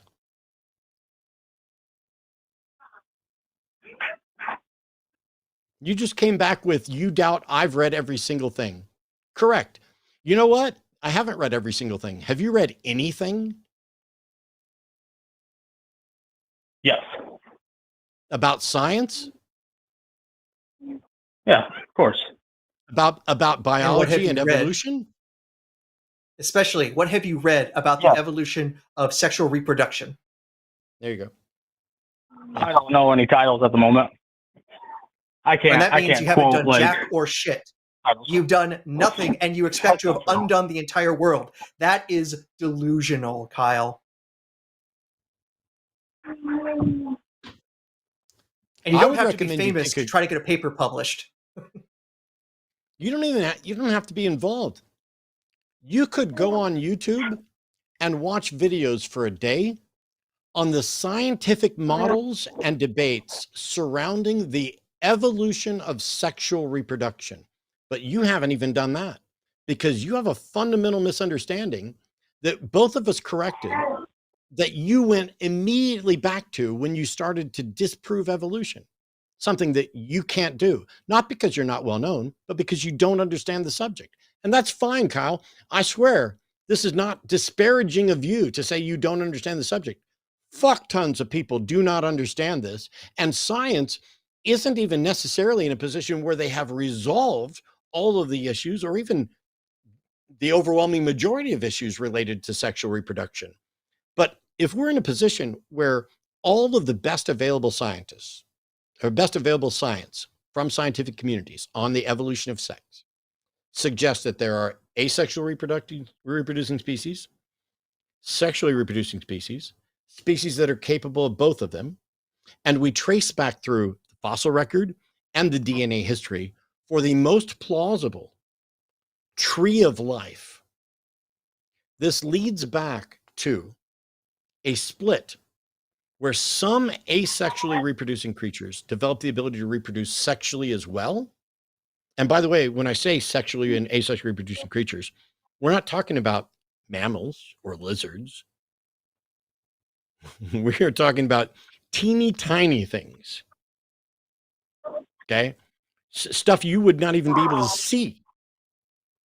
And if that's how sex split off, then at that point, there is never a moment where a creature that can reproduce sexually is waiting for a sexual partner to evolve, because they continue to reproduce asexually until others are able to do sexual reproduction as well. And then once sexual reproduction starts, the offspring then have the chance to reproduce sexually or possibly asexually in different situations. Once there are sexually reproducing creatures, they reproduce, and that genetic diversity, that difference in combining genes, is what leads to the broad diversity of life on the planet. It's how you go. It's why we are great apes. I am a monkey. I am a great ape. I am genetically related to all of those, and the fusing of chromosome 2 virtually confirms it. And yet you're sitting here saying you think you can disprove evolution because whatever human first evolved would have needed to have another human evolve right next to them with different genetics so that they could bang. And that is a fundamental misunderstanding of both the history of life and how sexual reproduction evolved, based on, it's a fundamental misunderstanding of the best science on that. And that's not your fault, but you're in this position where you don't know enough. And instead of going out and learning or even reading or even watching a 10-minute video from biologists that explain this in great detail, you think you can disprove evolution and have decided to call in here. Why? Because I think a lot of them people are just full of shit. Cool. And yet you don't even know what they say. Yeah, you don't know what they say, and do you have evidence that they're full of shit? They're full of shit. Yeah, they think that we came from monkeys. No, there's no they think evidence that we came from monkeys. monkeys. I just okay, there you go. told Where you, some Kyle. primate- I just told you, Kyle. I am a monkey, and the fusing of chromosome 2 confirms it. So you should be Kyle, able to when he refers to the reproduce fusion- with another monkey. You should be able to reproduce No. with another monkey. No. Yes. Yes. Well, That's not how yes, this works. You yes, should be able to. yes, Kyle, yes, Kyle, would you let me finish? Yes, I can reproduce with another monkey. I can't personally because my sperm aren't any good. But if I got together with another member of the human species and our zygote, we built a zygote, that would be me reproducing with another monkey. It doesn't mean that I can reproduce with other current monkeys. It means I am the direct descendant of a shared ancestor, just like I'm the direct descendant of a shared ancestor, potentially in fish or in self-replicating, small. I'm not going to get the name right, but anyway, yes. Every time a human reproduces with a human, they are also reproducing with a monkey because you cannot evolve out of a clade. You don't even know what a clade is, do you? No, I don't. Yeah. So you don't know what a clade is, but you think all of these people who do know what a clade is and can describe it and build models of evolution, you think they're full of shit because they think we're monkeys. Why do you object to the claim that we're monkeys? Do you have some evidence that we're not? Yeah. Okay. So, you said that you can reproduce with another monkey as long as it's a human monkey. But how come you can take like a German Shepherd and it can mate with a Chihuahua? Completely different. Well, it's a little type of dog. difficult, but they are still because they are still the same species at the same point. They have common descendants, but there are descendants that can. So here's a wolf, and a wolf starts crossbreeding out. You end up eventually with Chihuahuas and Great Danes. At some point, Mhm. while they are all dogs as a kind, there will be a speciation event that causes us to change the species identification for canines. That hasn't happened yet. There are other species where that speciation event has occurred and breeding is no longer, it's not a 100% rule. It is a generalized rule that one categorization of species delineation is about whether or not they can breed. That's an oversimplification because there are exceptions to it. And this is where Forrest would be really, really good. Is Forrest on tonight, honey?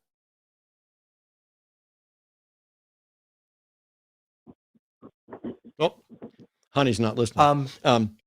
At the moment, I can look at the schedule, and yeah, Forrest is on with Seth tonight.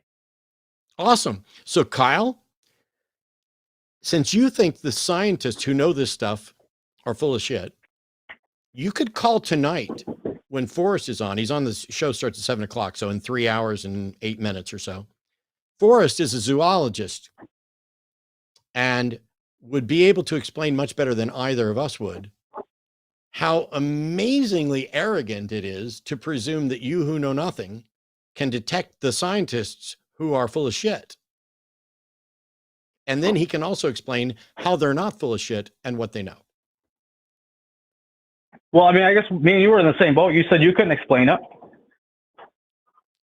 Couldn't explain what? You said that you would need somebody else to step in for you and explain what we're talking about.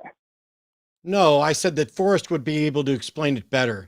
Trust me, you and I are not in the same boat. My understanding of biology dwarfs yours, and yet Forrest's understanding of biology dwarfs mine. We can test that right now, Kyle. I remember that a couple of times now, Matt mentioned fusion of chromosome 2. Matt knows what he's talking about there. Kyle, do you know what he's referring to? You can elaborate on it if you like. So that's a no. His question then. is, do Why you is it know you couldn't just what say it's no? about? I don't know what it is. No, I'm saying if he would like to elaborate on it, it's fine. Well, Kyle, this proves my point. He clearly knows more about the biology here and the facts of evolution than you do, because the fusion of chromosome 2 is one of those test cases of, hey, if theories of evolution. Did you sorry, just say what'd you say? evolution is not a Evolution. theory? I don't even understand. Oh, I'm sorry, Kyle. You You're so said facts of confused. evolution. It's theories of No, I'm evolution. sorry, Kyle. Listen. Actually, fact. There's I'm gonna a go ahead and mute theory him. of evolution that explains the facts of evolution. Evolution is a fact and a collection of facts. The theory of evolution by means of natural selection is a model that describes why those facts are true. So you don't understand the difference between a fact and a theory. You don't understand what chromosome 2's fusing is. I'll bet you don't know what telomeres and centromeres are, because that's critical to understanding chromosome 2. And it is a Christian who took the stand in the Kitzmiller v. Dover trial, which I also bet you don't have the slightest clue what it is, to testify about chromosome 2's fusing and how this is, in fact, as close as absolute confirmation as we have right now to our shared common ancestry with the other great apes. And you don't know any of that. So you and I are not in the same boat. I'm trying to help you, and I'm even pointing you to somebody who knows so much more than I do and could explain it all so much better. And your response to that, instead of saying, thanks, I'd like to learn, is to go, well, you and I are in the same boat if you've got to call in somebody else to explain it to me. No, we're not in the same boat, Kyle.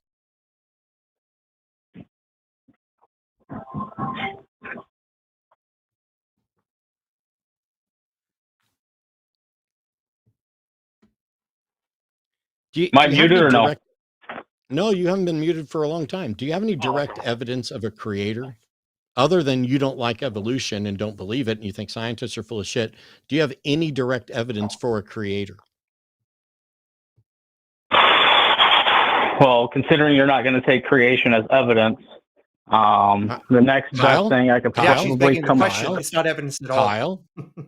So I'm going to mute you and listen close, Kyle, because I really want this to end well. We're on a good run. I want it to end well, genuinely. I don't think you realize how exhausting this is. When I say, do you have any direct evidence of a God?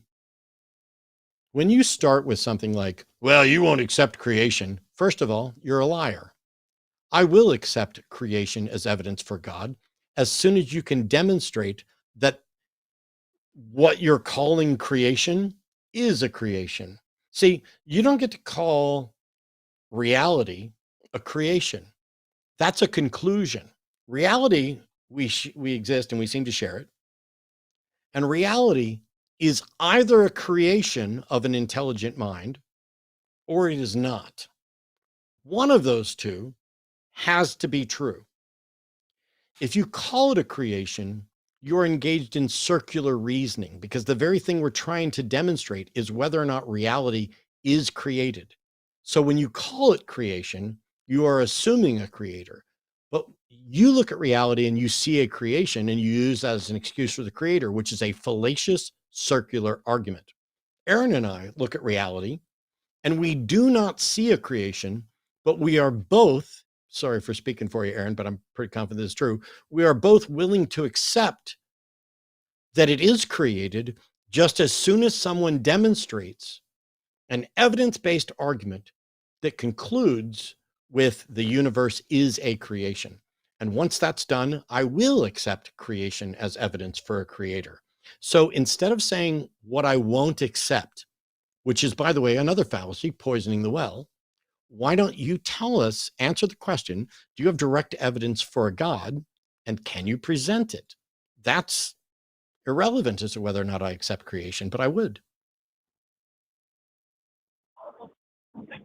So you asked if I have direct evidence for a God? Yes. That was your...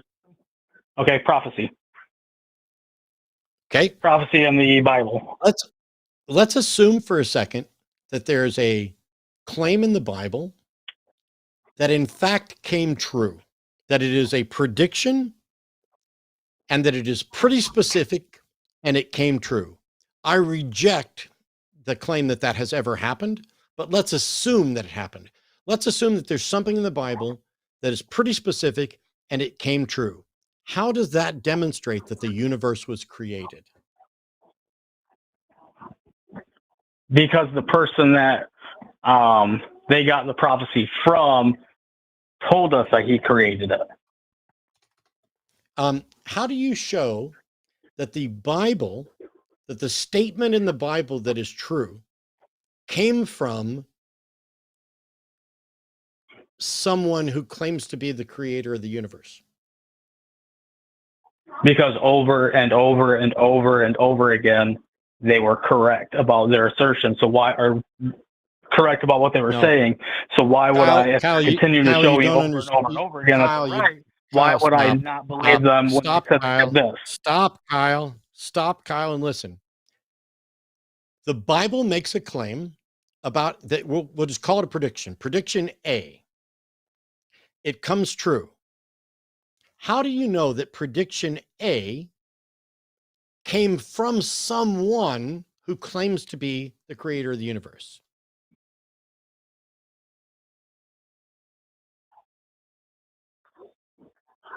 Because he claimed to be the creator of the universe. No, Kyle, I'm desperately, don't jump the gun. Don't say anything. The Bible has a claim. The Bible claims bats aren't birds, or bats are birds. Is that claim true?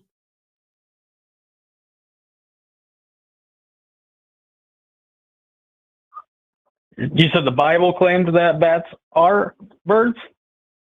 Yes. I don't remember reading that part. I don't know.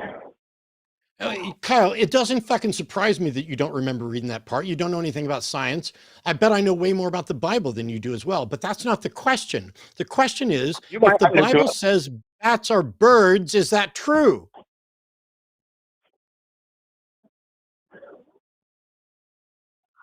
Never mind. I no longer care what Kyle thinks. This is so frustrating, Kyle, because you're saying that you can prove that the universe is created because of biblical prophecy, but you're fucking wrong. It is fallacious. Even if I have a book that has 5 great predictions that all came true, that does not in any way tell you how it came to be that those predictions came true. It doesn't tell you that they came from the creator of the universe.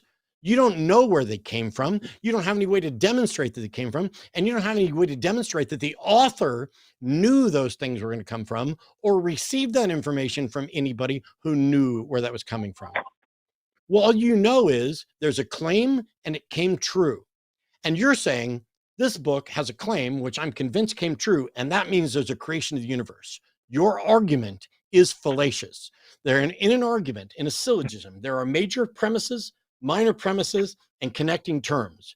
You cannot produce, literally, it is impossible to produce a valid syllogism that begins with the premise, the Bible correctly predicted X, and concludes, therefore the universe is created. That is not possible, because in a syllogism, the major and minor terms exist in the conclusion, and they both must exist in the premise. And so if your first premise is the Bible predicted X correctly, the words universe and God do not appear in that premise, which means the words universe and God cannot be in the conclusion. And so if you want to show that the universe is created, your premises must contain the terms universe and created. Does that make sense?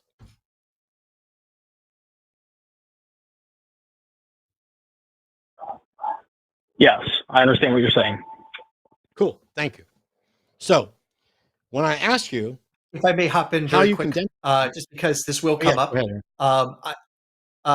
The stuff about birds being bats, that's in Leviticus 11. Look at verses 13 through 19. It gives a list of birds that are supposed to be unclean, and it includes things like the eagle, the vulture, the osprey, desert owl, stork, heron, and bats. So Leviticus 11, verses 13 through 19, if you want to check that out. So the question then is, when I said, do you have any evidence, direct evidence for God? And you said biblical prophecy. And I asked that God is a creator. And I asked, how does biblical prophecy demonstrate that the universe was created? Would you agree now that there is no way that biblical prophecy, even if it was correct, could confirm that the universe is created? Do you understand that now? I understand what you're saying. I don't agree with it, though. You just agreed with it. You just agreed that it's No, fallacious. Okay. I said I understand what you're saying. I literally said I understand what you're saying. I never once said I agree with it. Stop. You fucking agreed that it would be fallacious. You understood that in order for a conclusion, let me try this one more time. In a logical syllogism, the terms in the conclusion must be present in the premises, correct?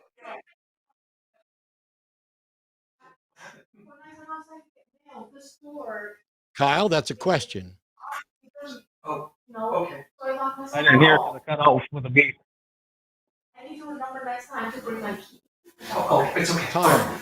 Sorry, when I was seeing that phone, I was like, this has to be a fake number. It's like, Genesis is already home. Why would she be telling me she's locked out? Kyle, Sorry. why do I hear background noise? That was coming from Aaron's end. I muted it. Oh, I'm sorry. Kyle, my apologies.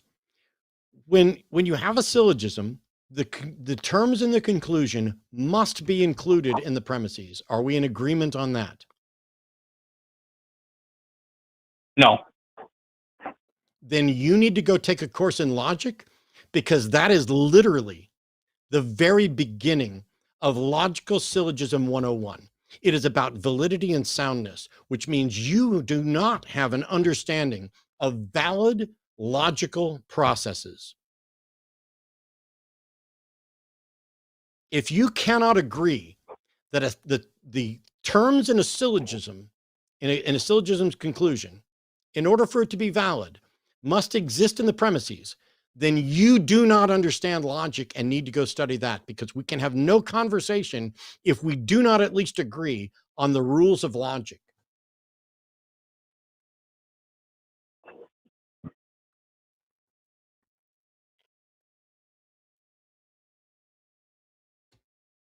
Agree to disagree. Well, no, fuck you, Kyle. Agree to disagree. You can say that all day long. I'm fucking right, and you are fucking ignorant and proud of it. Here, let's try this. Would you agree that a syllogism that is invalid, the conclusion of that syllogism, the truth of that conclusion, is not confirmable in an invalid syllogism? Would you agree with that?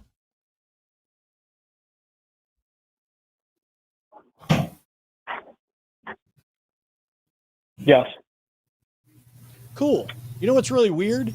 You just agreed with the very thing you just rejected and don't know. So now I know that you're just saying yes or no or whatever without any understanding of what's going on. So Kyle, we're going to let you go. If you want to actually learn and get some truth, you should go and study logical syllogisms so that you can understand what major and minor premises are and how they must exist in the premises in order for there to be a valid structure for it to appear in the conclusion. And then you'll need to learn about logical fallacies so that you hung up. That's fine. I was done talking to you anyway. You need to learn about logical fallacies so you'll stop making them, I hope. And then you should study biology, because you're sitting here with a pretended understanding of logic while demonstrating repeatedly that you do not understand the basics of logic. It's similar to the way that you are demonstrating that you have virtually no understanding of biology while pronouncing scientists as full of shit. You are so divorced from a rational understanding of reality that no one should listen to a word you say about anything. And I hope your kids are going to a public school and not being homeschooled, because you would be, at this point, a miserable failure as a homeschooler. But Kyle, I don't think that's a permanent situation. I think with some effort, you could be great at homeschooling. You could be great at understanding logic and science. I don't know if you've never had the opportunity, but literally Aaron and I were sitting here doing our best to explain stuff to you. And I don't understand. Well, there's that. Okay, what about that? What about that? It's just this tap dance of, well, I think the scientists are bullshitting. I don't think that's the way logic works. Well, cool. I'm sorry that your Dunning-Kruger has blown up in your brain to the point you think you are qualified to address any of these subjects when you're not. And it's okay. Most people aren't. Most people don't understand biology. Most people, even fewer people understand logical syllogisms. I would bet, I don't have data on that, but I would bet that there are fewer people who really dig in and understand logical syllogisms over those who understand the basics of biological sexual reproduction. Especially since we spend all this time in modern world talking about XY chromosome, XX chromosomes, XYY chromosomes, Klinefelter syndrome, all these things. We spend so much time talking about genetics, and I keep and breed reptiles. And so I'm talking about genetics all the time. We've got incomplete dominant traits, codominant traits, recessive traits. We have I forgot polyvalent tests. That's not right. Anyway, screw it. No point in me going on. We have somebody who's calling in from India to explain to us that Brahma created the universe. Hey, Darshan, pronouns are he, him. You're on with Aaron and Matt. How can we know that Brahma created the universe? Matt. How you doing? I'm good. How can we know that Brahma created the universe? See, basically, I'm also an agnostic atheist. I don't believe in that bullshit. I'm just here to talk to Matt. You're my inspiration. No, I've been listening. Goodbye. Nope. Here's the thing. Darshan, I already hung up on you.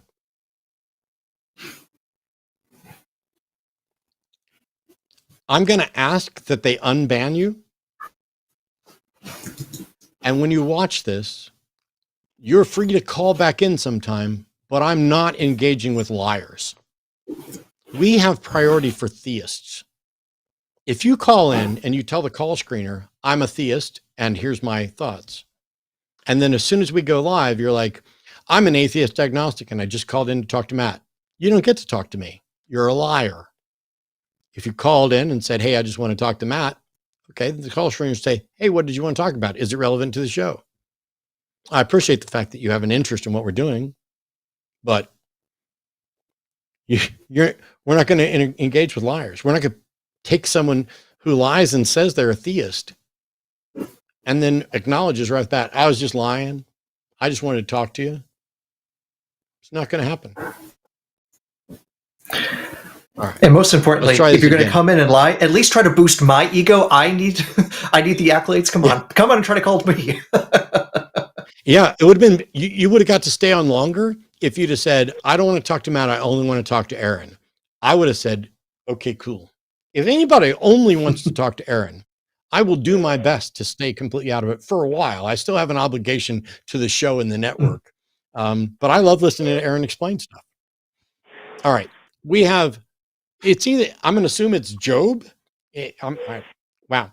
Calling in from California is a theist, pronouns are him, proving God through events from the book of Revelation and make connections from those events to our timeline. Hey, Job, how are you?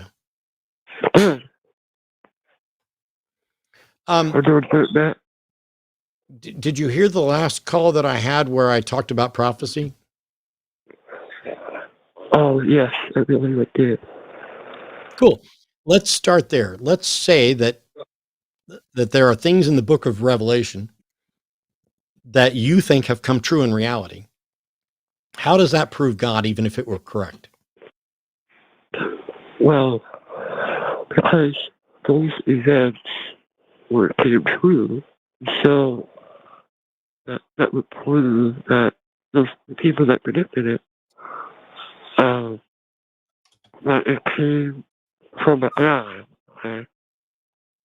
Okay. And Before you called, if I had written down, Job is going to say that the predictions coming true is proof of God, would that be a prediction that came true?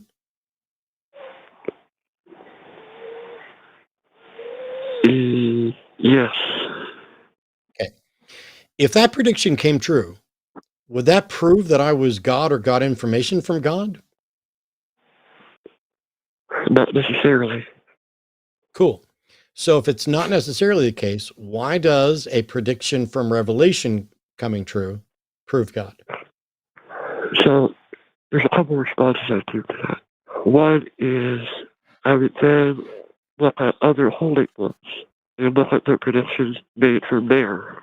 And then I compare those predictions to the Okay. book of Revelation. Job, we're having a very difficult we're having a very difficult time understanding you. It sounds like you're using a voice modulator or something, but you already acknowledged that that a prediction merely being correct isn't enough to confirm that a God exists. So I'm asking you, if there are several predictions in the book of Revelation that are in fact true, how can we conclude that that's because there's a God? I think that there's some verses in the book of Revelations that talk about more like natural disasters throughout the timeline, like more. Job, you're not fucking listening to me in the slightest.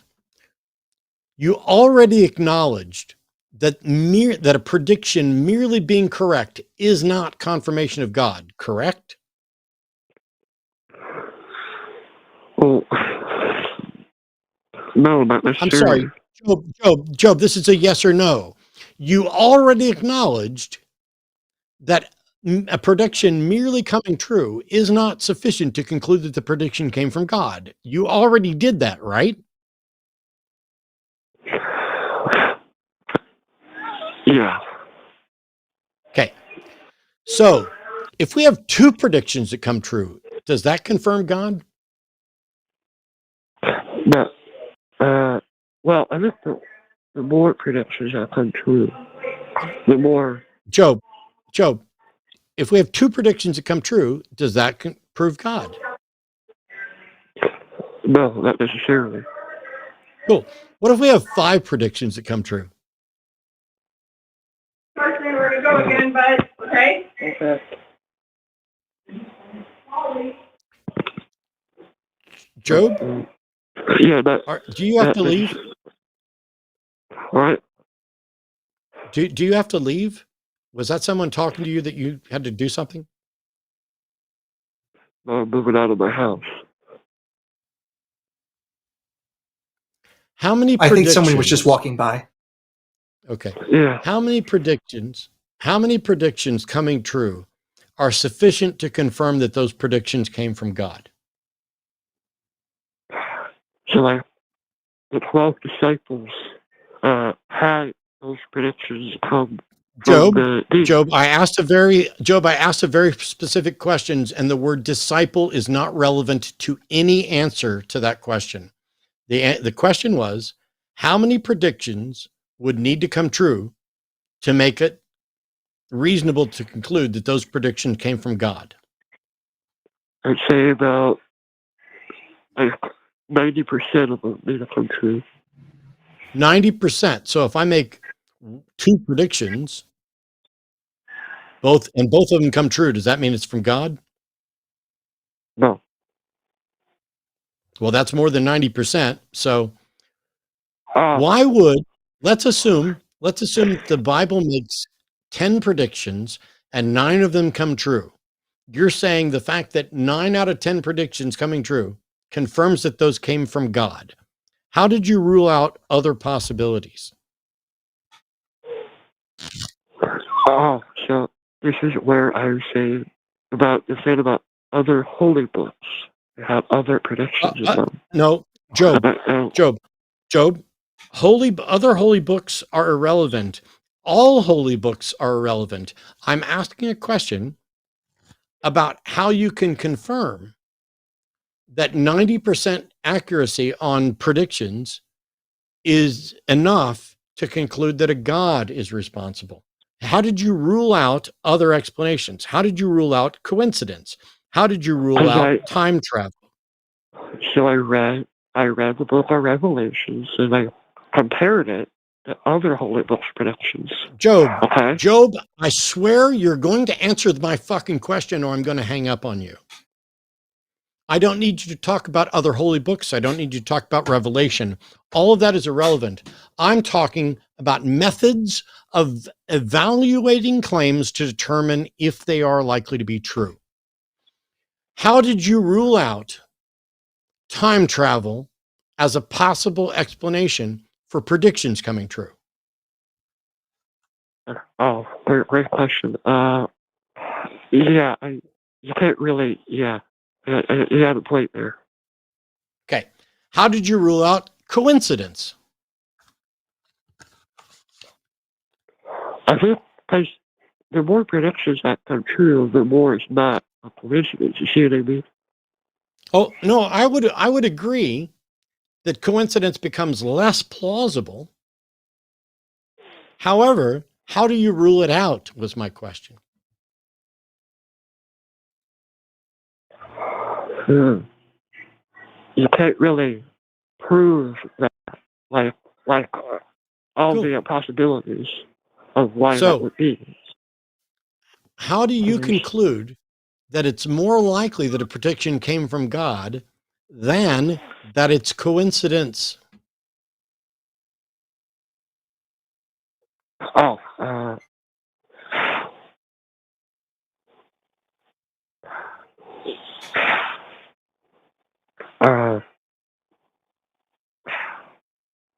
that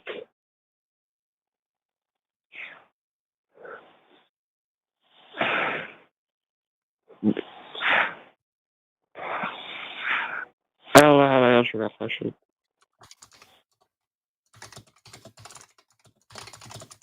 It's honestly a hard one because even most people can't answer it. But how about we try the converse? If God is the source of these prophecies, how many of those prophecies will be false? I'd say probably about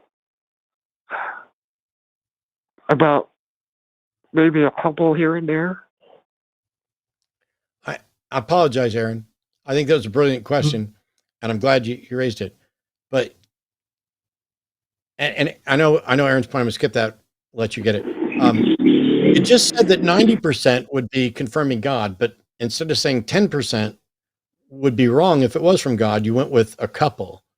Well, I mean, like, so like, I would need to hear Aaron's question again. Go ahead. I'll repeat. Because I know what your follow-up is. Yeah. So, if God is the source of these prophecies, how many of these prophecies will be false, will not come true?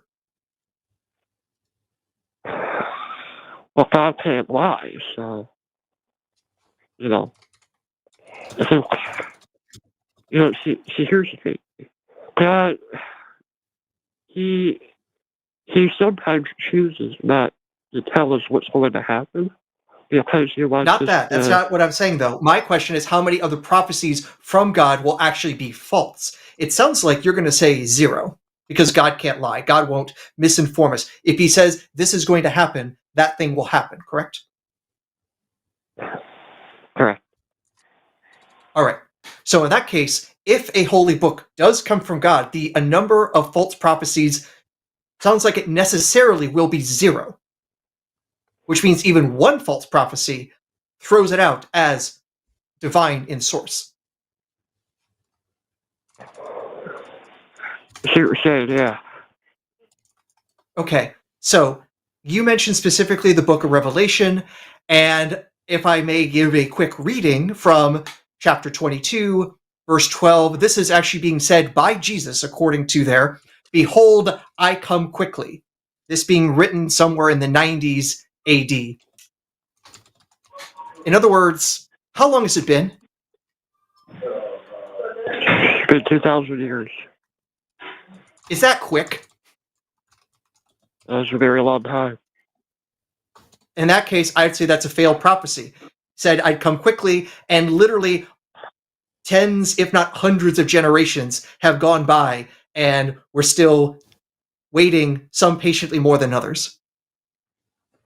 So here's the thing. There's these things called the end times, and the end times don't really happen until like long after. Like, Jesus said, "I there's- come quickly." He hasn't come, and that's because this ain't something quick. That's a false prophecy on the author of the book of Revelation here. So I would say that's one false prophecy. Okay, so Similarly, if you want to go to the other books of the New Testament, if you go to Mark chapter 13, Jesus says, this generation, the generation he's talking to, will not pass until all these, thunder, lightning, fire and brimstone stuff happens. This generation will not pass. In other words, the time of Jesus himself. Again, 2,000 years later, What? nothing. Show the line, Paul, show the line. I don't. Where's that background noise? That's coming from the caller. It's on Job's side. Yeah. Okay. I'm going to mute you for a second, Job, because we're getting some background noise. I'll unmute you in just a second, Job. Aaron, what was your last question again? I'm sorry, I got distracted by the audio. Oh, I was just repeating that basically the same sort of failed prophecy exists in the Gospel, specifically in Mark 13, and it gets repeated elsewhere, that Jesus himself said, this generation will not pass until all of these things happen. All these things are fulfilled. So Jesus telling the people alive in his own time, I'll be back while you're still alive. Paul thought similar things, according to his letters, and they were all wrong. Because we're still here. We are the disciples of the Bible. Do not do it. Job, I'm not going to be able to keep you on the line if you can't get to some place where there's not a background noise like this. you don't want it. You know what I mean? Job, are you able to get more quiet, or am I going to have to hang up? Okay, I'm hanging up. Goodbye. Apologies. I can't do that. I can't have weird, obnoxious background noises, conversations. I mean, I don't care that the dude behind was dropping F-bombs. I'll drop F-bombs at the drop of a fucking hat.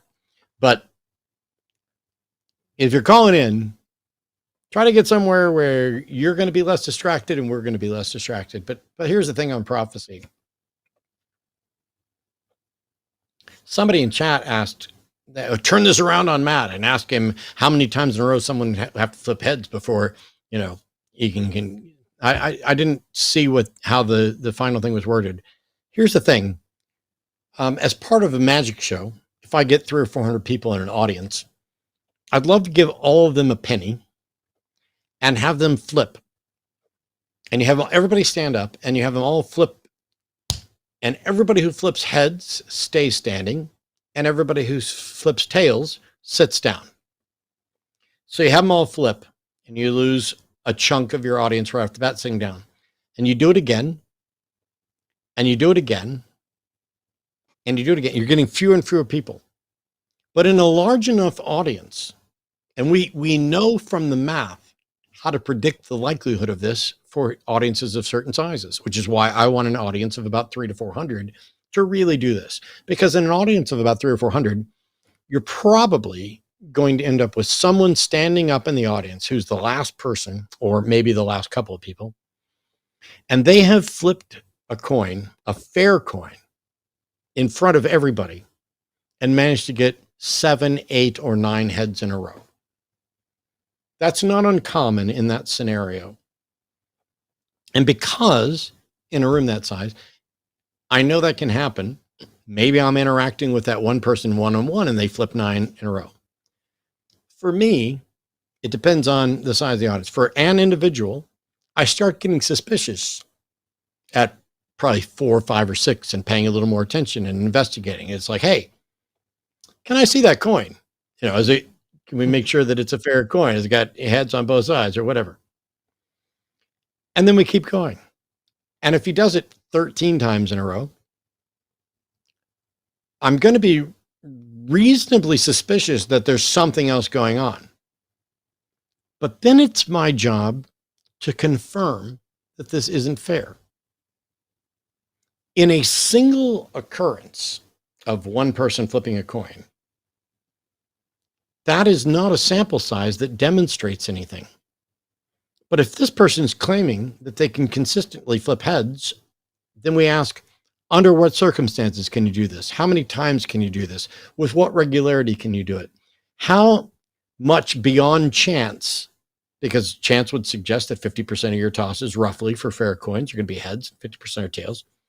how much beyond chance does your ability allow you to go? And then you do the testing. And as soon as somebody demonstrates, this is how the JREF would go by doing it. I'm simplifying it quite a bit. But you come up with a test protocol and you test the person.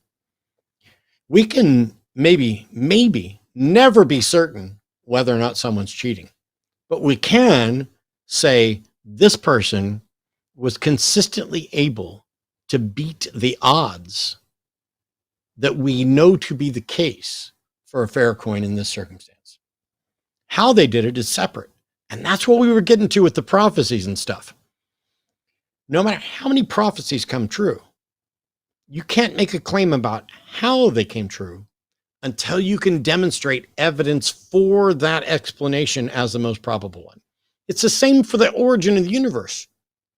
Maybe the universe happened by some natural process that we don't understand. Maybe the universe was created by some being that still exists or doesn't exist. There's various possibilities. And I say possibilities in the logical sense. I'm not saying that a God is possible, because I don't think that's been demonstrated either.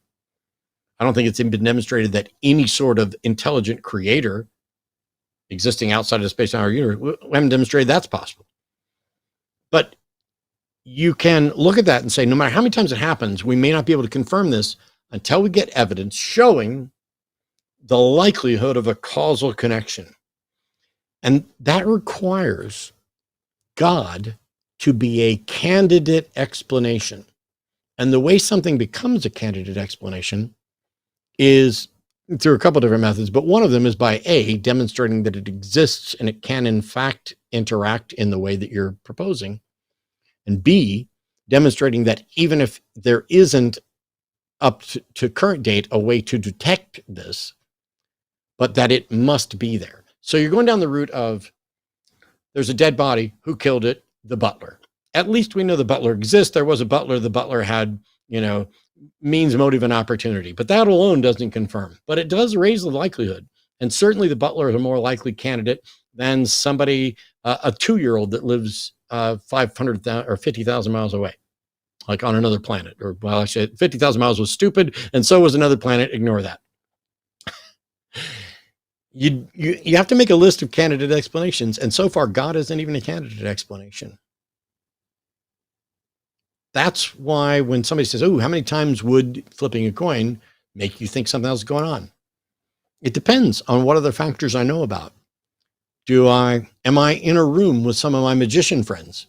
Because if they flip heads 3 times in a row, I'm already suspicious that something's going on. It is, hey, here's my coin. I can flip that and I can make it land heads every time. And if you believe I just landed heads, you're already wrong. Anybody can pick the coin up and show you whatever they want. There are so many ways to manipulate things, both intentionally and unintentionally. And coin tosses are easy to manipulate. There's an episode of Penn and Teller Fool Us where somebody comes on and fools them with a coin, and they like it so much that they bought his method so they could use it in there. But there are ways to control the flip of a coin. One minor deficiency with your analogy, though, is that with a coin, a fair coin, it's 50-50. With the prophecies Job was bringing up was wars and natural disasters. That's not flipping heads and predicting heads or tails. That's flipping a coin and saying a side will show up. Yeah. It's like, hey, I'm going to make it, or worse. You want to impress me? Take this 20-sided die, this one here that belongs to me, and roll it. All you got to do is say, I'm going to roll a number. Say what the number is. I'm going to roll 5. Roll it and have it come up 5. Do that 5 times in a row, and we can start talking about whether or not you have a power. You do that 5 times in a row, and we can start developing a test to confirm that you can do what you say you do. Because if you can do it, like Aaron was saying with God and predictions, why would you ever get it wrong? But I mean, if you could do it at 90% rate on a 20-sided die where we would expect a 5% success rate, and if you could predict this as a 90% success rate over, I don't know, 100 trials, I would say you have some kind of power. Or you know something that none of the rest of us do that we might as well call a power. I don't know.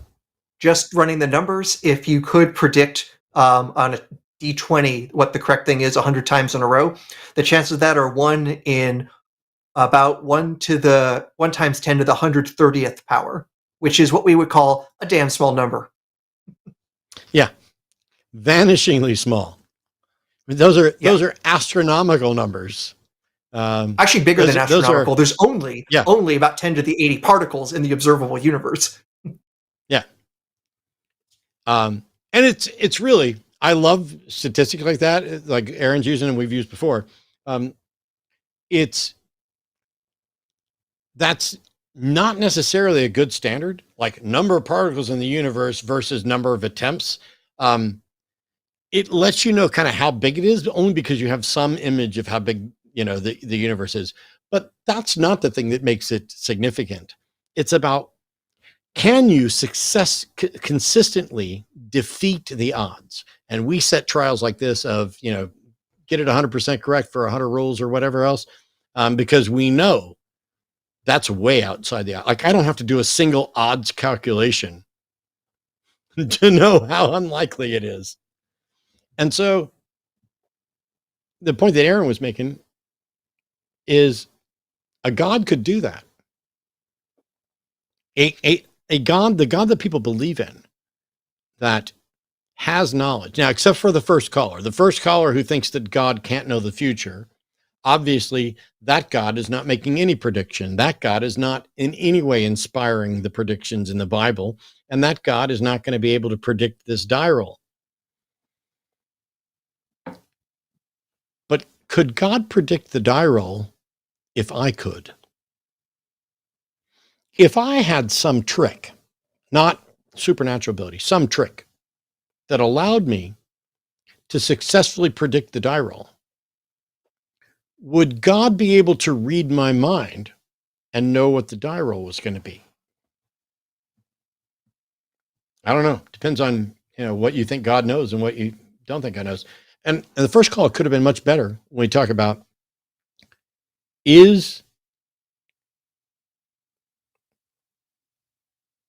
wow, my brain just completely locked up right there, going back to the first call. I was right in the middle of that.